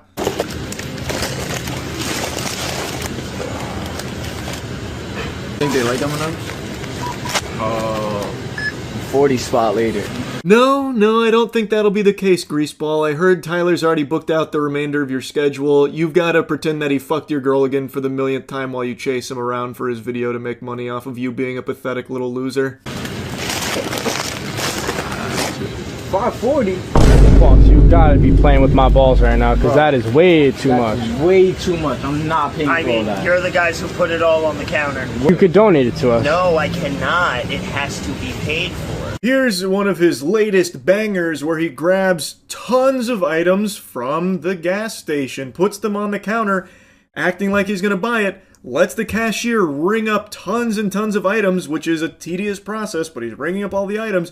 Then when he's telling him what he's going to need to pay, he's like, well, that's way too much. Shouldn't it just be free? We're wasting your time. That's the joke. We're wasting your time while you're working, and we're filming you. You're a prop, bud. You're a prop. So can you get irritated? Because that helps bring in clicks. Like, we're annoying you. That's the joke. And then, when this is all over and we're not paying for this, obviously, then you get to go put all of these items back on the shelf. That's your job, bro. And we're making fun of you for it. We're making it worse for you. For our TikTok, dude. What I'm about to do to Bob? Do to Bob. Me and Hoyoyoy and erase the square. I don't give a fuck what the fuck that's supposed to mean, because it don't mean shit to me. 540 for what I've scanned. You still haven't scanned a good 200 bucks. This is the kind of shit a fucking preschooler fucking pulls. We're not getting this for free? No! Did anybody ever tell you kind of cuss like a preschooler? Holy, Tyler with the venom. The quick comeback there from Tyler. I really like that the employee just says, I don't know what the fuck that's supposed to mean. This is like lame, like children shit that you're doing here. This is embarrassing. You should feel bad about yourself. But it just doesn't set in on Tyler or his brain dead sidekick there. Because the only thing that matters to them are these trash TikToks. The internet attention from TikTok pranks. And the employee is rightfully angry because he just spent this time ringing up the items. He knows they're not going to put it back on the shelves. They 1000% don't have the neurons activation to even think about that being something to do. So he knows he's going to have to go do that. He's annoyed, and he immediately recognizes that this is supposed to be some kind of prank at his expense, which makes him even more irritated. Tyler tries to make some whack-ass Doodle Bob reference that fell flat on its face, which is really upsetting because I love Doodle Bob references, and Tyler's out here ruining it. He's just torching it. He's just so unentertaining. He doesn't make me laugh. Everything he says is nails on a chalkboard. He is just so fucking cringe. I can cuss whoever the fuck I want. I'm 33, motherfucker. Unk. Yo. I don't give a fuck. Yo, relax, you can call bro. me Unk. I'm the coolest fucker in their 30s you'll ever fucking find. Relax, bro. Your cheese is throwing up gang signs. Either get out or fucking buy it. What's the choice, motherfuckers? Seriously, I have a job to fucking do, and you are stopping it. I'm not paying for it. Then get the fuck out! What the fuck don't you understand? I don't give a fuck if it's an April Fool's prank. Get the fuck out! April Fools! I don't give a fuck! April Fools! Joe! April Fools! Get the fuck out, motherfucker! April Fools! Nice work, boys. You really got 'em. Everyone was giggling and spitting up on this one. You guys came together, you and your little goblin gremlins that follow you around, came together and ensured that a normal guy working a normal job, a job he probably doesn't want to be at, you ensured he had a much worse day. You made it a lot more miserable. So that way you could film it for your TikTok. What a slam dunk, Tyler. Really impressive stuff. And I know Tyler, nor none of his little mosquitoes that follow him around, I know they don't have a job. I know that they're really banking on this whole fucking TikTok prankster career to be like their future. I truly hope it doesn't work out for them. I hope he ends up working this same job and through some kind of karmic justice, he meets a Tyler himself that just makes his day fucking awful. Just so he can see what that's like once. I think that'd be great. I don't know if that'll happen or not. I'm sure he probably has money from his parents. He seems like that kind of guy from everything I've seen. But anyway, he sucks. His friends suck. These pranks are trash. It's garbage. That's really about it. See ya. You ever experience a Winter Soldier moment, son? Well, you're about to. I'm going to trigger one for you. Campbell's Chicken Noodle Possibilities. You remember that? Well, what if those possibilities were that you're consuming terrible 3D printed bioengineered meat? That right now is the big story around Campbell's, whom I'm sure all of you are familiar with Campbell's food products. I think a lot of us here have grown up with it. There was a recording that just got released that was filmed in secret by an employee that was, I guess, listening to a goddamn podcast from the VP of Information at Campbell's, who was ranting and raving about how terrible the quality of their food is and why he'd never buy it, how it's food for poor people, calling it bioengineered, 3D printed, basically just saying it's all like a bunch of shit you feed to piggies, not people. Then he also started like insulting Indians during this. It was like an hour and a half long recording, allegedly. It was recorded by a former employee named Robert Garza, who's filing a lawsuit about basically being wrongfully terminated because he tried to like complain about this kind of behavior. And the person apparently that has been recorded is Campbell's VP of Information Technology, Martin Bawley. I learned about this eye-opening revelation on stream, so I'm going to show you those clips, which also has like the pertinent audio section about like the bioengineered meat. Because that is a pretty big claim to say that it's like not real, low-quality, bioengineered meat from a 3D printer. 3D printed meat?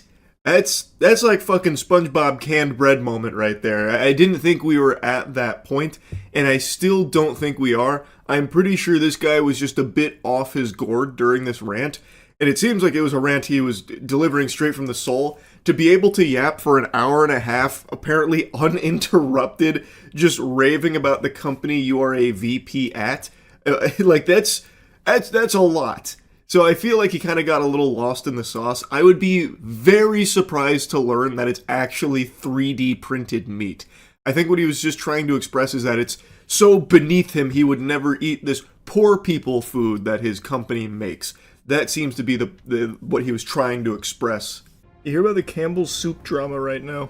Security analysts secretly recorded the executive VP for the company saying the soup is made with bioengineered meat that they make for poor people. What? Yeah, I just read a comment, and I just looked it up. There's a bunch of articles. Campbell's Soup at risk of being shut down in Florida because there was secret audio that was recorded with the VP saying that their meat is bioengineered, like slop, basically, quote, made for poor people. Oh yeah, bioengineered meat chicken from 3D printer. Campbell's Soup VP mocks poor people who buy its food. I have got to check this shit out later. What the fuck? 3D printed meat. Yeah, what the fuck? These stories always blow my mind because how many people have to know and not say anything. Yeah, like this is just one of those things where there are so many people in this pipeline, and this is the first I've ever heard of that. We have shit for fucking poor people. I don't buy fucking Campbell's products. Now that I know, oh my god, this is crazy. I'm attorney Mark Bernstein. Oh, Jesus. Now that I know what the fuck's in it. How is it? Like, I didn't even think we had that technology yet to, like, print meat. So we do, but it's currently more expensive. It's super interesting because this guy also just sounds stupid. Is taking legal action against bioengineered meat, if I'm not mistaken, is really expensive right now because they can't do it in bulk. It's got to be something, right? They have to found some way of doing it cheap. Explosive allegations about one of its top executives. I guess the other thing is, I can almost guarantee Campbell's probably comes out and goes, "Hey, we don't print our chicken." Well, but apparently it's an audio recording of the VP saying that. I want to hear the audio. Where is it? Of Monroe. Yeah, that's my thought though, is like the higher ups are gonna come out and be like, what the fuck is this guy talking about? Yeah, but it's the VP. Okay, here, hold on. Here's the so audio. in a company like Campbell's, there's probably like 1,000 VPs. You think so? I guess that's true. Yeah, here, Each I branch. can look on LinkedIn. Robert VP is like the lowest end of the impressive sounding title, basically. Okay. I don't buy Campbell's products barely anymore. So healthy. Now that I know what the in it. Campbell's Even Soup in a can of Company. soup, I I'm look gonna at it, look look up at on meat. LinkedIn. Let's see. Bioengineered meat. I don't want to eat a piece of chicken that came from a 3D printer. You? The recording. Okay, hearing the recording, it sounds like he's exaggerating. It sounds like the 3D printer is something he made up. But he's basically saying, like, this is actual trash food I would never eat. I don't want to eat meat that came from a 3D printer, do you? It sounds like he's the one that's, like, pulling that out, not saying that it actually comes from that. Yeah, it's, like, hyperbolic a little bit. Yeah. Interesting. But even still, just putting that out there is just an immediate, like, bomb to the company. Yeah, like, I have to imagine their stock has dropped. Man, that's so fucking alleges Campbell interesting. Soup VP made racist comments. It says its food is made for poor people. Yeah, it seems like this guy lost his noggin. It's a 15... Well, the recording lasted longer than an hour and 15 minutes. I just saw that. Holy shit! What, was he just, like, uninterrupted monologuing at the office here while this guy recorded it? A guy just went, over and over as he recorded on his phone. Oh, yeah, I know exactly. Sir, they couldn't think for the sounds like you dumb Just pure disgust. And when he complained, the response to Robert sticking up for other people is he gets fired. I'm so curious what even spawned this rant from him. Like, did he just come in randomly like, all right, everyone gather around, I got a campfire story to tell you. Fuck Campbell's, this is shit for poor people, listen to me, listen well. Like, I wonder what got him down this road in the first place. Just like this snowball turning into an avalanche of a rant against the company where he is like a higher level position at. Like, maybe it was something as simple as Robert being like, hey man, what's going on today? He's like, well, let me fucking tell you what's going on today. It's crazy. And so he did record this. It feels pretty cut and dry here that this is that guy saying these things, and in retaliation, after complaining, he was fired. He was sticking up for his fellow employees and got fired for it. Big Campbell's themselves have responded saying, if the comments heard on the audio recording were in fact made by Mr. Bali, they are unacceptable. Such language does not reflect our values and the culture of our company. We do not tolerate this kind of language under any circumstances. So, criticizing his use of sentence enhancers. He's got a bit of a sailor's mouth on him, and Campbell's is condemning that. He's been temporarily put on leave while they conduct their own investigation. They noted his role in IT, which has nothing to do with how Campbell's makes its food, which is true. When I first was reading this story, it wasn't exactly clear to me what his role is, but after looking it up, he is not in, like, the production of its food, so it would be information he wouldn't be privy to in the first place, which is why I said during the stream it sounds like he's just exaggerating about, like, 3D printed meat.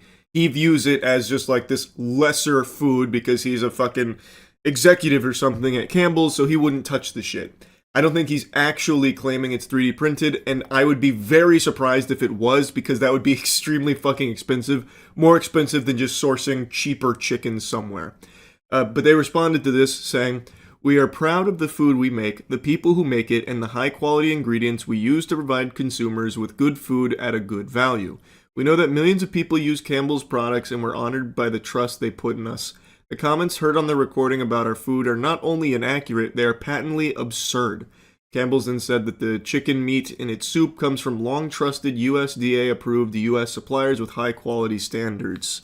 So basically their response is, this is a load of hooey, this guy's a fucking wacko, and everything he said is a bunch of horseradish. Which, Yeah, that makes sense as a response here. He does sound like off his rocker during the recording, just bouncing from like one complaint to another. And like I said, I really doubt that they actually 3D print their chicken at Campbell's. I've liked Campbell's like my whole life. I've never had like a problem with it. Is it like the highest quality gourmet food you can eat? No. And it's not supposed to be. I don't see what there is to be so incredibly angry about, where you're just like shitting on it entirely, saying like it's strictly for poor people, it's bioengineered 3D printed meat, it would never touch my refined palate. Absolutely not. Like, it's fucking absurd, man. Like, Campbell's is for anyone that wants like a cheap, quick little meal that's decent. Like, that's always been where Campbell's lives, and I don't think there's anything wrong with that. But it is so fucking weird to hear him go on this rant. Like, I do think this will do legitimate damage to the company, given his position and his fiery words here. And it's also terrible what happened to Robert, where you get punished for trying to do the right thing. So hopefully he wins that lawsuit here, because it sounds like this guy just went fucking rogue. It doesn't sound like Campbell's is going to be backing him up, at least not right now. It doesn't seem to be like that. But I guess we'll have to see. Like, maybe it turns out this recording is, you know, a bunch of horse hockey. Like, it's not real or something, but I doubt it. It seems like it probably is. Anyway, though, just found this to be interesting. Wanted to share it. That's about it. See ya. I am filthy pig stink greasy right now, and I was just about to hop in the shower, get all clean and bathed with my cheeky soap, but as I was getting the towel, I had a memory hit my hippocampus like a Jimmy Neutron brain blast. Earlier today when I was streaming during a tournament, I saw a ton of people ask me for hours what I thought of Watch Mojo making fools of themselves. Like, the Watch Mojo crash out is what they were saying. And when I saw it initially, I had to do like a triple take, because I hadn't seen the name Watch Mojo in who knows how long. I'm telling you, 2026 is dusting off some fucking old school villain cameos here, like James Charles and now Watch Mojo. So I decided to pump the brakes on the whole hygiene thing so I could take a look at this before I lost the memory again forever, just have it fall into the void. And it is kind of wacky, so I do kind of want to yap about it because it's really goofy. And Watch Mojo is, again, a name that I think probably most of you haven't thought of in a long time.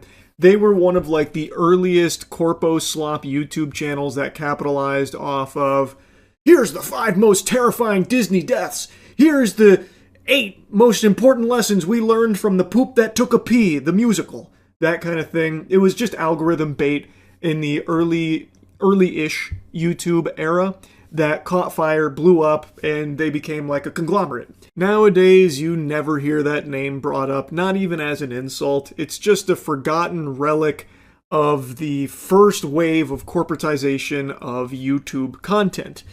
But they didn't close their doors and sail off into the sunset. They still are out there with a sad whimper, just petering through and still desperately clinging to their formula that doesn't really work anymore, but they're still just tooting out the slime goop that they always did. 13 times toothpicks appeared in Quentin Tarantino films, or top 10 moments AI made the internet mad, that kind of shit. And recently, they made a comment that everyone has been dunking on, and that's why Watch Mojo is being talked about right now, because people are making fun of them for their crash out. Well, a YouTuber known as Voyan released a video called Watch Mojo's Downfall Should Be Celebrated. The video talks about how Watch Mojo was some of the first slop content on YouTube and has slowly decreased in views over the years. Not that their content was ever high quality, but it's definitely gotten a little bit worse. A little bit worse? What are you smoking? Get off the crack pipe, Buster. Who doesn't want to look at the top 10 AI-generated songs? That's some heat right there. They're cooking. I think they're about to enter their golden age again. I got a hunch. Anyway, a YouTuber named Voyan made a video covering kind of just like the whole history of Watch Mojo, the time period in which it existed, where it was prominent, and also where it is today and how everything's kind of unraveled for them. Anyway, it is a video that is pretty harsh on Watch Mojo. And, well, they weren't about to take that on their bellies. They weren't just gonna bend over for him. So, they decided to fight back. And what battlefield did they choose for this pugilistic combat with a mean YouTube video about him? You guessed it, the YouTube comment section. They left a little piece of their mind down there, and it's pretty embarrassing. They opened strong by saying, "The day no one talks you is the day you are irrelevant, so thank you." They couldn't even get their first sentence coherent. The day no one talks you, huh? That seems like some shit that someone would rapidly type in a League of Legends solo queue game as they are melting down from inting. How do you even fuck that up? They are a company. This isn't just a guy. This is a company that's posting this, by the way. Okay, never heard of your channel, and I admit I didn't see the video, but a few points. Yeah, these are going to be really strong points. When you haven't even watched the fucking video you're responding to, what in tarnation? In 2006, when we first started, we were obviously a bit ahead of the curve. In 2012, when every channel was some vlogger sitting on the couch, we mastered our signature style, and many cried as it looked more like VH1, MTV, ESPN, and not what the vocal minority viewed as YouTube content, aka corporate brand shit. That was the complaint, that it felt soulless, that you were just delivering off of like, here's 5 games, okay, and there they are. That was the complaint. It didn't look like VH1, MTV, or ESPN. It looked like just fucking montage of 5 things that you found on Reddit that you put into your top 5 games that have punching mechanics. That was what people were talking about there. The challenge in media is staying relevant, keeping your audience guessing, etc. What guesswork is there with a Watch Mojo list? What the fuck? Companies like BuzzFeed, Vice, Vox, and channels that inspired themselves by us, by their own admission, all came and went. We managed to both keep our OG fans happy and innovate. Is there such thing as a Watch Mojo fan? I feel like that's not real. That's just a fairy tale. That's like being a lobotomy enthusiast. I feel like Watch Mojo doesn't have fans. It has bots or has people that just had the YouTube running in the background and Watch Mojo came on through autoplay. Or 12 years ago, they saw the title 8 times that sci-fi movies used a whoopee cushion. Some shit like that. And then they stumbled across a Watch Mojo video. But I don't think there's people that are like actively salivating over the next Watch Mojo release. Like, I can't wait to see what AI-generated song is popping this time around. Can't wait for Watch Mojo to deliver. If by downfall you mean being a survivor, having 100 plus FTEs who earn their living with us, then I will take it. How does Watch Mojo have 100 plus full-time employees? I'm assuming that's what FTE stands for. There's no way. That has to be a lie, or that is the most bloated company for the simplest dog shit ever. That has to be the easiest job on the planet. They're patting themselves on the back for still drooling out the lists, but it's not like they're doing well. That's kind of like one of the big points of the video they're responding to that they admit they haven't even watched. Like, they're hanging on in the same way that Blockbuster is. Like, yeah, there's still one left, but you wouldn't really call it, like, super healthy, but at least Blockbuster has its own charm to it. Watch Mojo has nothing. But they're over here like, any publicity is good publicity, you're talking about us, so how the fuck is that irrelevant? Checkmate. Also, this may be inside baseball, but you are aware that a VOD is YouTube 1.0, and the platform has evolved, right? I could break it down for you, but why bother? Hint, viewers are spending nearly an hour per watch session watching our content. We are, in the ways that matter, more pertinent than ever. Holy delusion. Yikes. As per Sound Mojo, again, think of 2012 when the vocal minority whined and then we got the last laugh. Then they sign off with a mic drop. Haters, envious, jealous people are fuel to our fire. The reply right under it had a big giggle out of me. It says, this is like the Ouija board speaking back. I thought that was a banger. Pretty stupid to respond to something they didn't even watch in the first place, and they just come across as like a bitter, delusional douchebag organization. What a dumb response. And again, they didn't watch the video, so they have like nothing to even like refute or even really dive in about. They just instead suck their own cock about like how long they've been around and how they were ahead of the curve. And actually, based on the data that matters, are more pertinent now than ever, which is just provably false. They are not. Unless they're going by like watch time metrics where they themselves are juicing it by auto-playing to bots or something, they are not as pertinent as ever. Anyone can look that up and see that that's just a full-blown lie. Maybe they're trying to like convince investors or something, I don't know, but it's not going to work on like sane people. It's just a really baffling decision because they didn't need to like respond to it or anything. And it's not like they're known for clapping back against people that make fun of them. It just feels so out of nowhere. So it is wacky, and I did want to yap about it because why? why do that? Maybe it is just like one person who has the password to the account that felt personally attacked by it.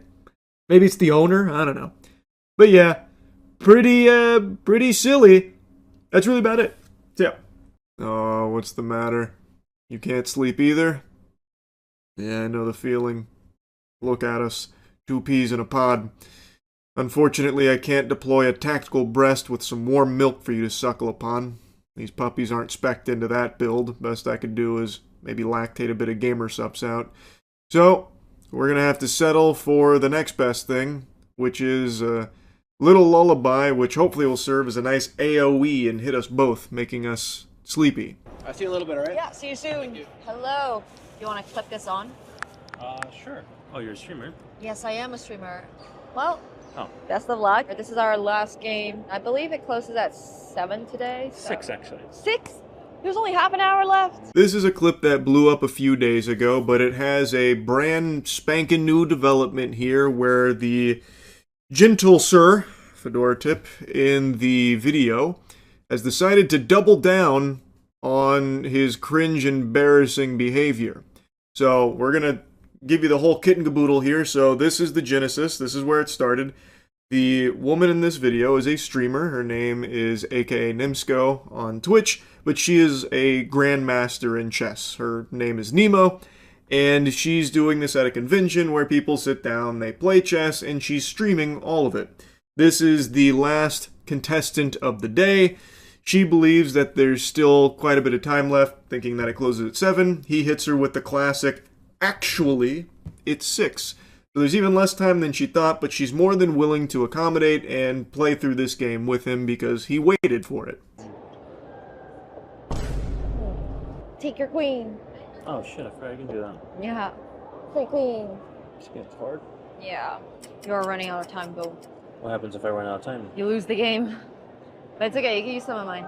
I do have to run though because I didn't realize the con is closing at 6.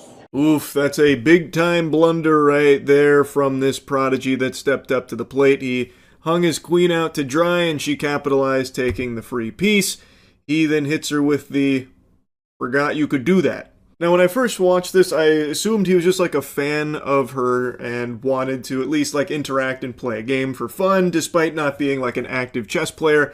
Him being unaware of how the knight can move, to me, was evidence of that game theory, but turns out that's not the case at all. He actually takes this extremely serious. He's treating this like it's his fucking Super Bowl here. So, as you can see, he's starting to run out of time. She mentions that, saying like, hey, you're running out of time, but, you know, don't worry, you can use some of mine. That's time. Yeah. Okay. I'll pack up while you make your move. You know what? I surrender. Are you sure? Okay. GG's. Zoinks! Jinkies! The declined handshake in anger. That's fundamentally a rage quit moment there over the board. Very unsportsmanlike. That's a 5-yard penalty, no doubt.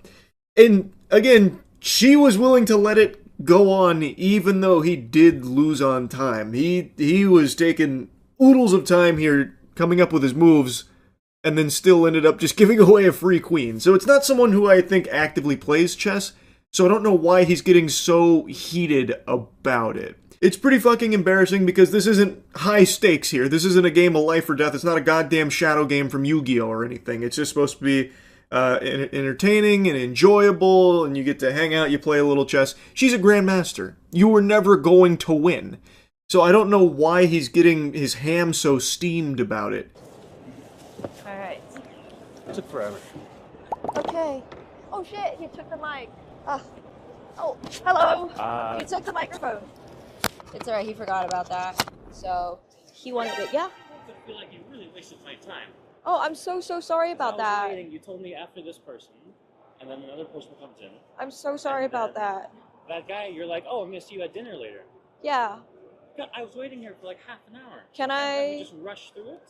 Well, you're welcome to play out the rest of that game if you want to. I gave you that option. And then here comes the wambulance. So he starts really whining about how she wasted his time.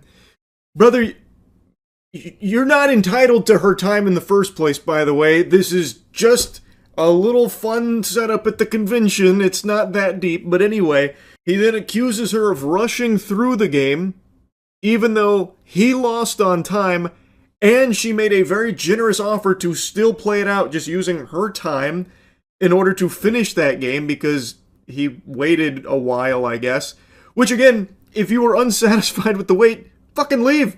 You're not held hostage there. He doesn't have the fucking cuffs on him, forced to play.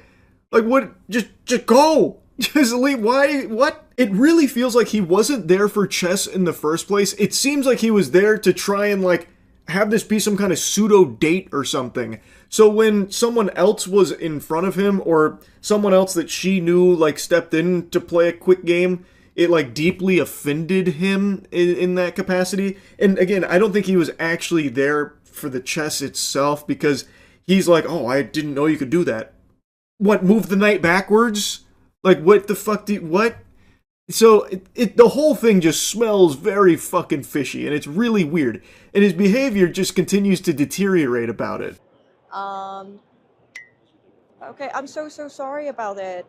Is there anything I can make up for it? I can give you chess.com diamond memberships or anything like that. Membership for chess.com? Yeah, if you want one. Okay, take a picture. I'm gonna give you a second one as well. And heck, since you're the last person for tonight, take a picture of the third one. So then if you redeem these, you'll just have like 3 months free membership. There you go.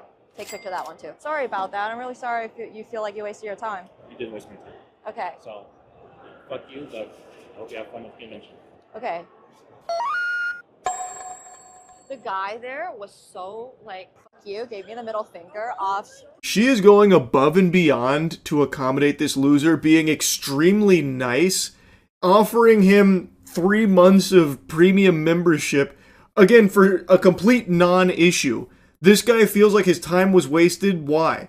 Because he chose to wait in that line and then sat down fucking drooling and blue screening in his brain, blundering his queen, and then just sitting there idly with the Orb of Confusion in his pocket and then losing on time before surrendering? How is that her fault?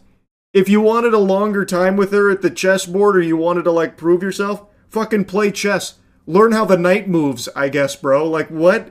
Why is any of this her fault? Like, she didn't do anything wrong here. All of it's streamed, by the way, so you can see it all. There was nothing strange or underhanded. She didn't go up there and put her hand on this guy's head like, no, stay back, you swine. Everyone else is coming first. You will be the last one today. Learn your place, plebeian. Like, nothing like that happened. She didn't disrespect him or anything. So, but he still feels so slighted that he wraps back around, gives her the middle finger, and says, fuck you, while getting to reap the benefits of 3 months worth of premium membership that she's given him because she's just, I guess, very nice. If anyone's time was wasted, it was hers for having to interact with you for this long. And now, like I said, this blew up a couple days ago. He got clowned on, and then he wanted to give his side of the story. So I read an article that apparently he is now doing his tell-all here about what actually happened. Against this person, I have no idea who she is, but there it is. First off, I mean, I was just laughing at how ridiculous the video is because it doesn't offer any context. So there was no line there. I have no idea who this person is. It just says like, hey, let's play some chess, you can win a prize. Cool. If you want to let people know that everything that's happened bothers you greatly, try and pretend that it doesn't. Well, I actually couldn't stop laughing about the whole thing. People just don't understand the full scope of the situation. And I can't help but giggle. I shouldn't, in fact I shan't, but I can't help but giggle a little bit about this because it doesn't even show the whole context of what happened. So please, let me enlighten you. Let me give you the real scoop here. It's just, like, I always hate that approach from people when they try and, like, oh, I'll just brush this off. Yeah, you guys are all wrong. I'm right. That kind of attitude. It's so fucking, like, cringing. It's awful. It elicits the yuckies out of me. There's such a bad vibe about that approach. But anyway, he goes on to say that he just hopped in this line because he saw that you could play chess and maybe win a prize. He didn't know who she was, but was more than willing to play chess and go for that. Big question arises there. Why? When you suck this much ass at chess, you hung your queen, like, immediately. I go up, she's with someone, and I have to wait. That's fine. She says you'll come up after this person. That, there's a timer going on, and I see that, so I'm hoping that these matches are going to be short so I can go, but they're not. The timer runs out, it's made completely irrelevant, and, she's just having conversation, talking to this person. It's going on for a while. Pal, you asked for that same thing, by the way. When you lost on time, she also extended the same courtesy to you, like, hey, look, we can keep going, we can play out the rest of this game. It's not that big a deal. So it seems like she was just more than willing to let people play chess with her and try and, like, enjoy the experience of playing against a grandmaster. Because that's not something a lot of people ever will get the opportunity to do. It's supposed to be something fun, which is a concept that completely eludes this guy, apparently. He took this as, like, a call to arms or something. Like, I must compete for this prize in this chess match.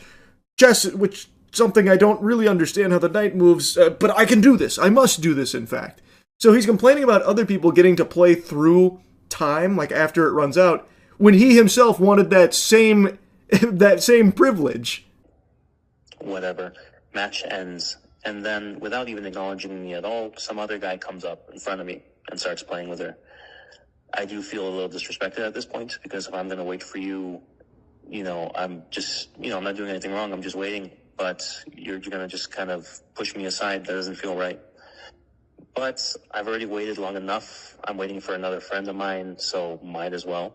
But why, though? Why might as well if you're going to be salty about it? What's the point there? You're just letting yourself stew and marinate. So, from his story here, his telling of the encounter, someone cut him in line and took his place, his rightful throne there at the board. So now he has to wait even longer.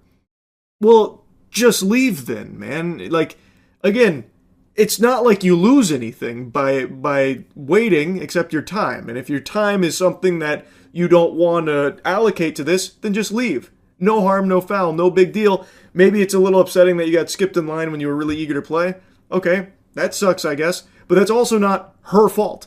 She didn't just, like, wave someone through like, hey, fuck this guy. I want this guy to come up and play instead. Doesn't sound like that happens.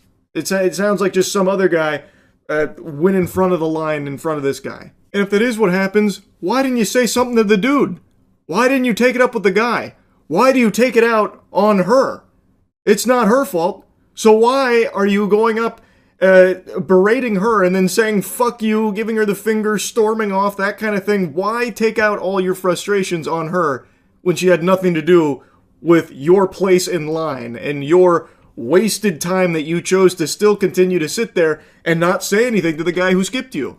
Were you afraid to confront him? Their match goes, I want to say, even longer. Not entirely sure, but again, timer is completely disregarded entirely. She's like coaching the guy, talking to him, saying that they're going to meet up after this. So I'm thinking, I'm waiting for you, and you're just kind of hanging out with your friend. That doesn't feel right. It feels like my time's not being appreciated. What do you mean your time wasn't being appreciated? Brother, the only one not appreciating your time was yourself. If it's that important, the time that you were losing in there, you should have left. It is not her responsibility to be conscientious of your time, of you choosing on your own volition to just sit there and just fucking bake in your own anger. She had a little event. You sit down and play chess.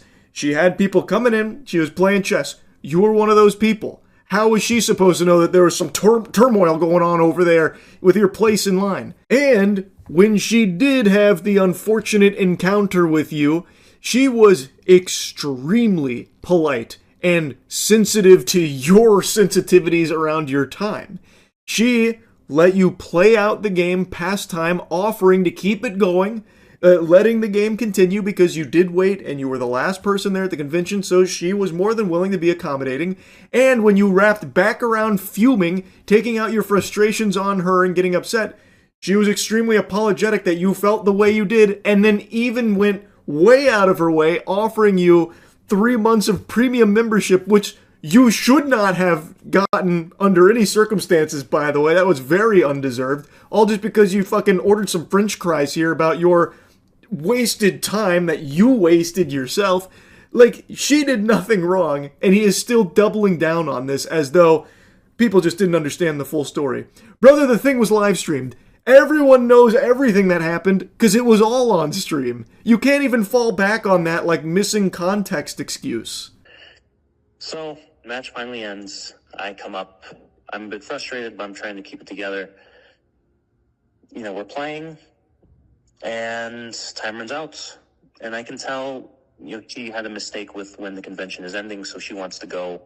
Timer ends. You know what? I can tell, and I feel like she really just wants me to go. I feel like she's already kind of been disrespectful to me before.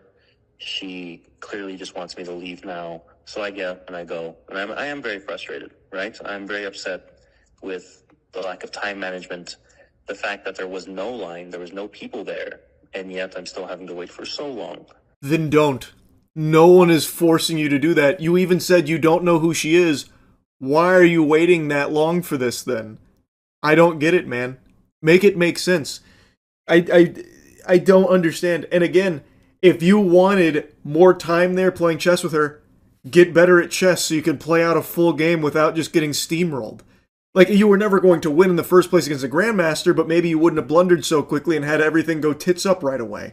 Like, it's very peculiar what this dweeb is even so upset about. And he's still upset about it.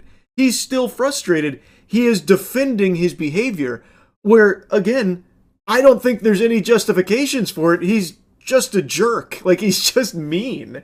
He was just very upset at her for nothing.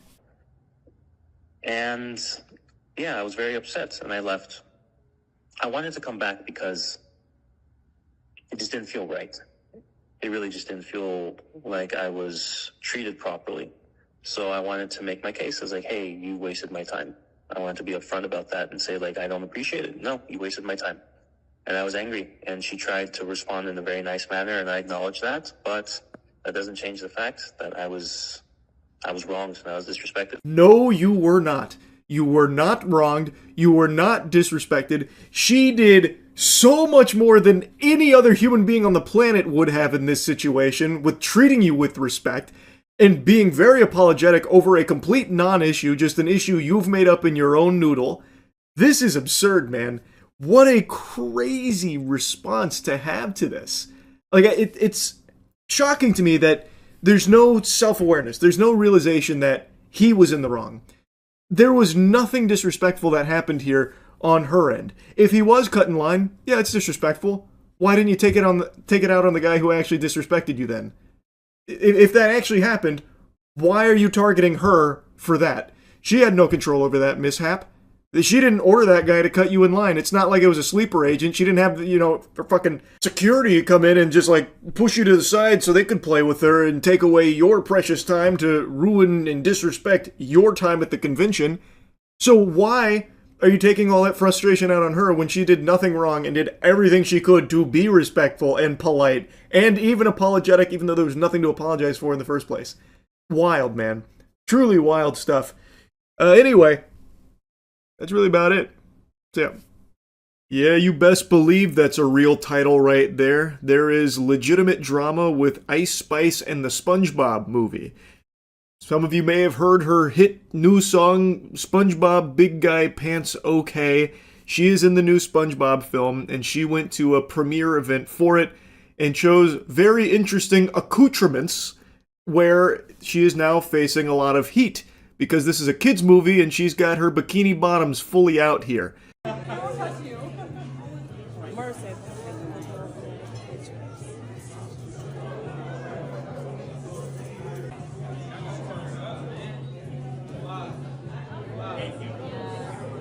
This clip is pure poetry though, that much I will admit.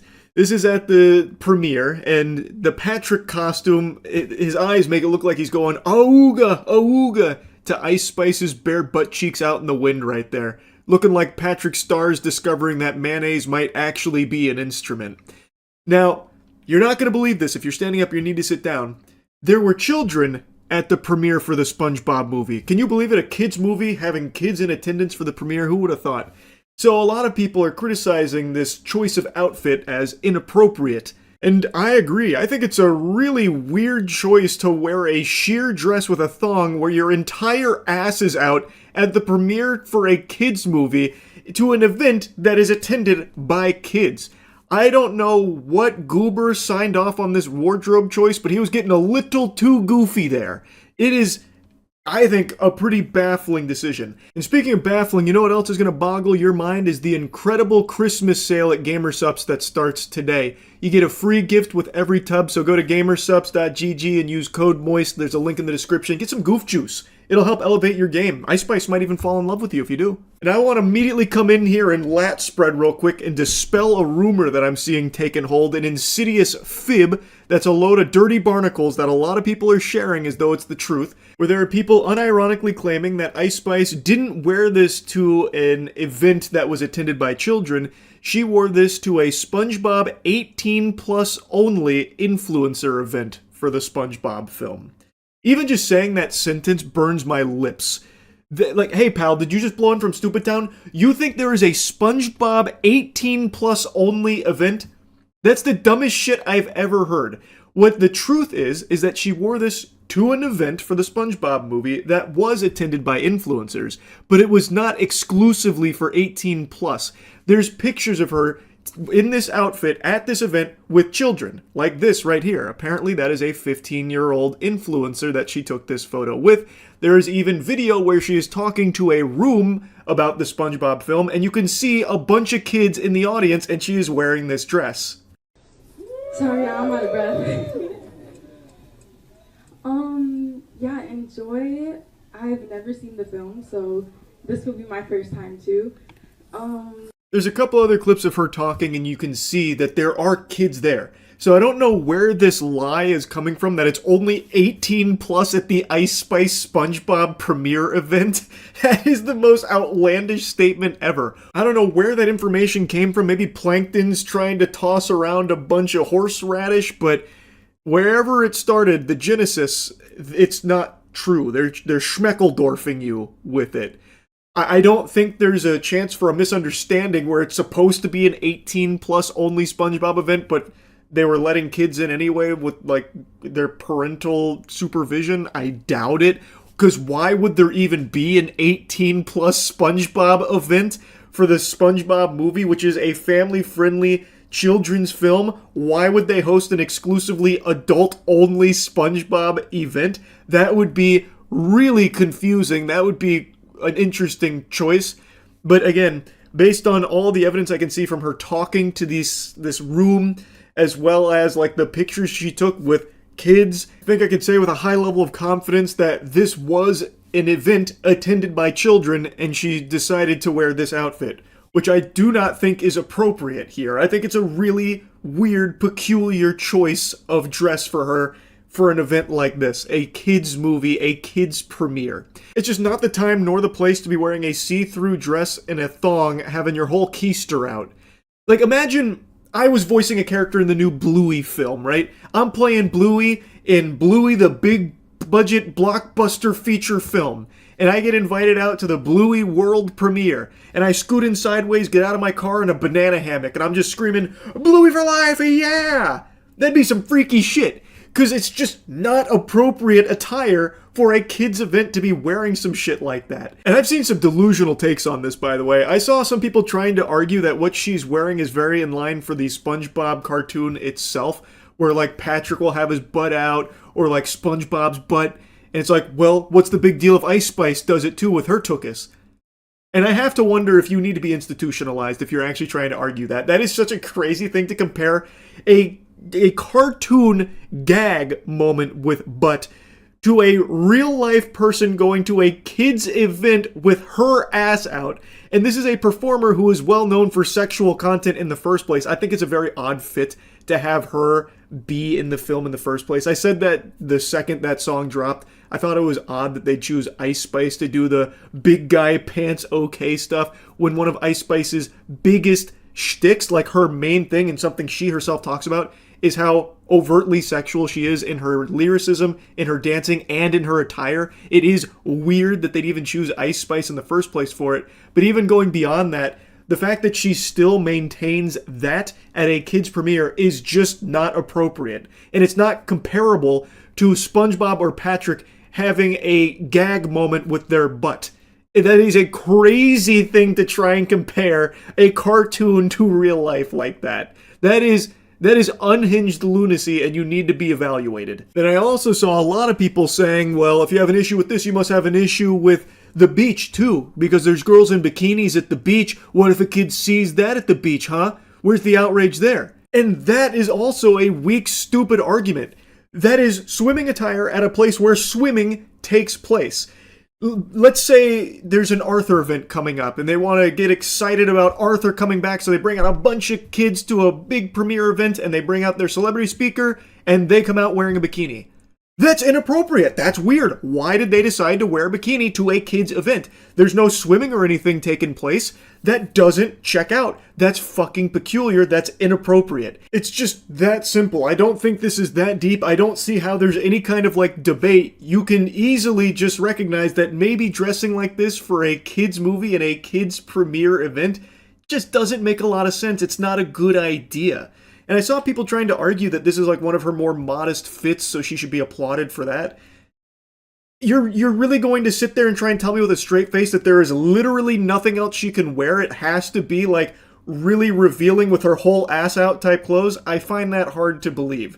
Surely there were other wardrobe options, I would imagine, that would have made far more sense for an event like this. Anyway, just a pretty wacky situation here that I wanted to yap about a little bit. That's about it. See ya.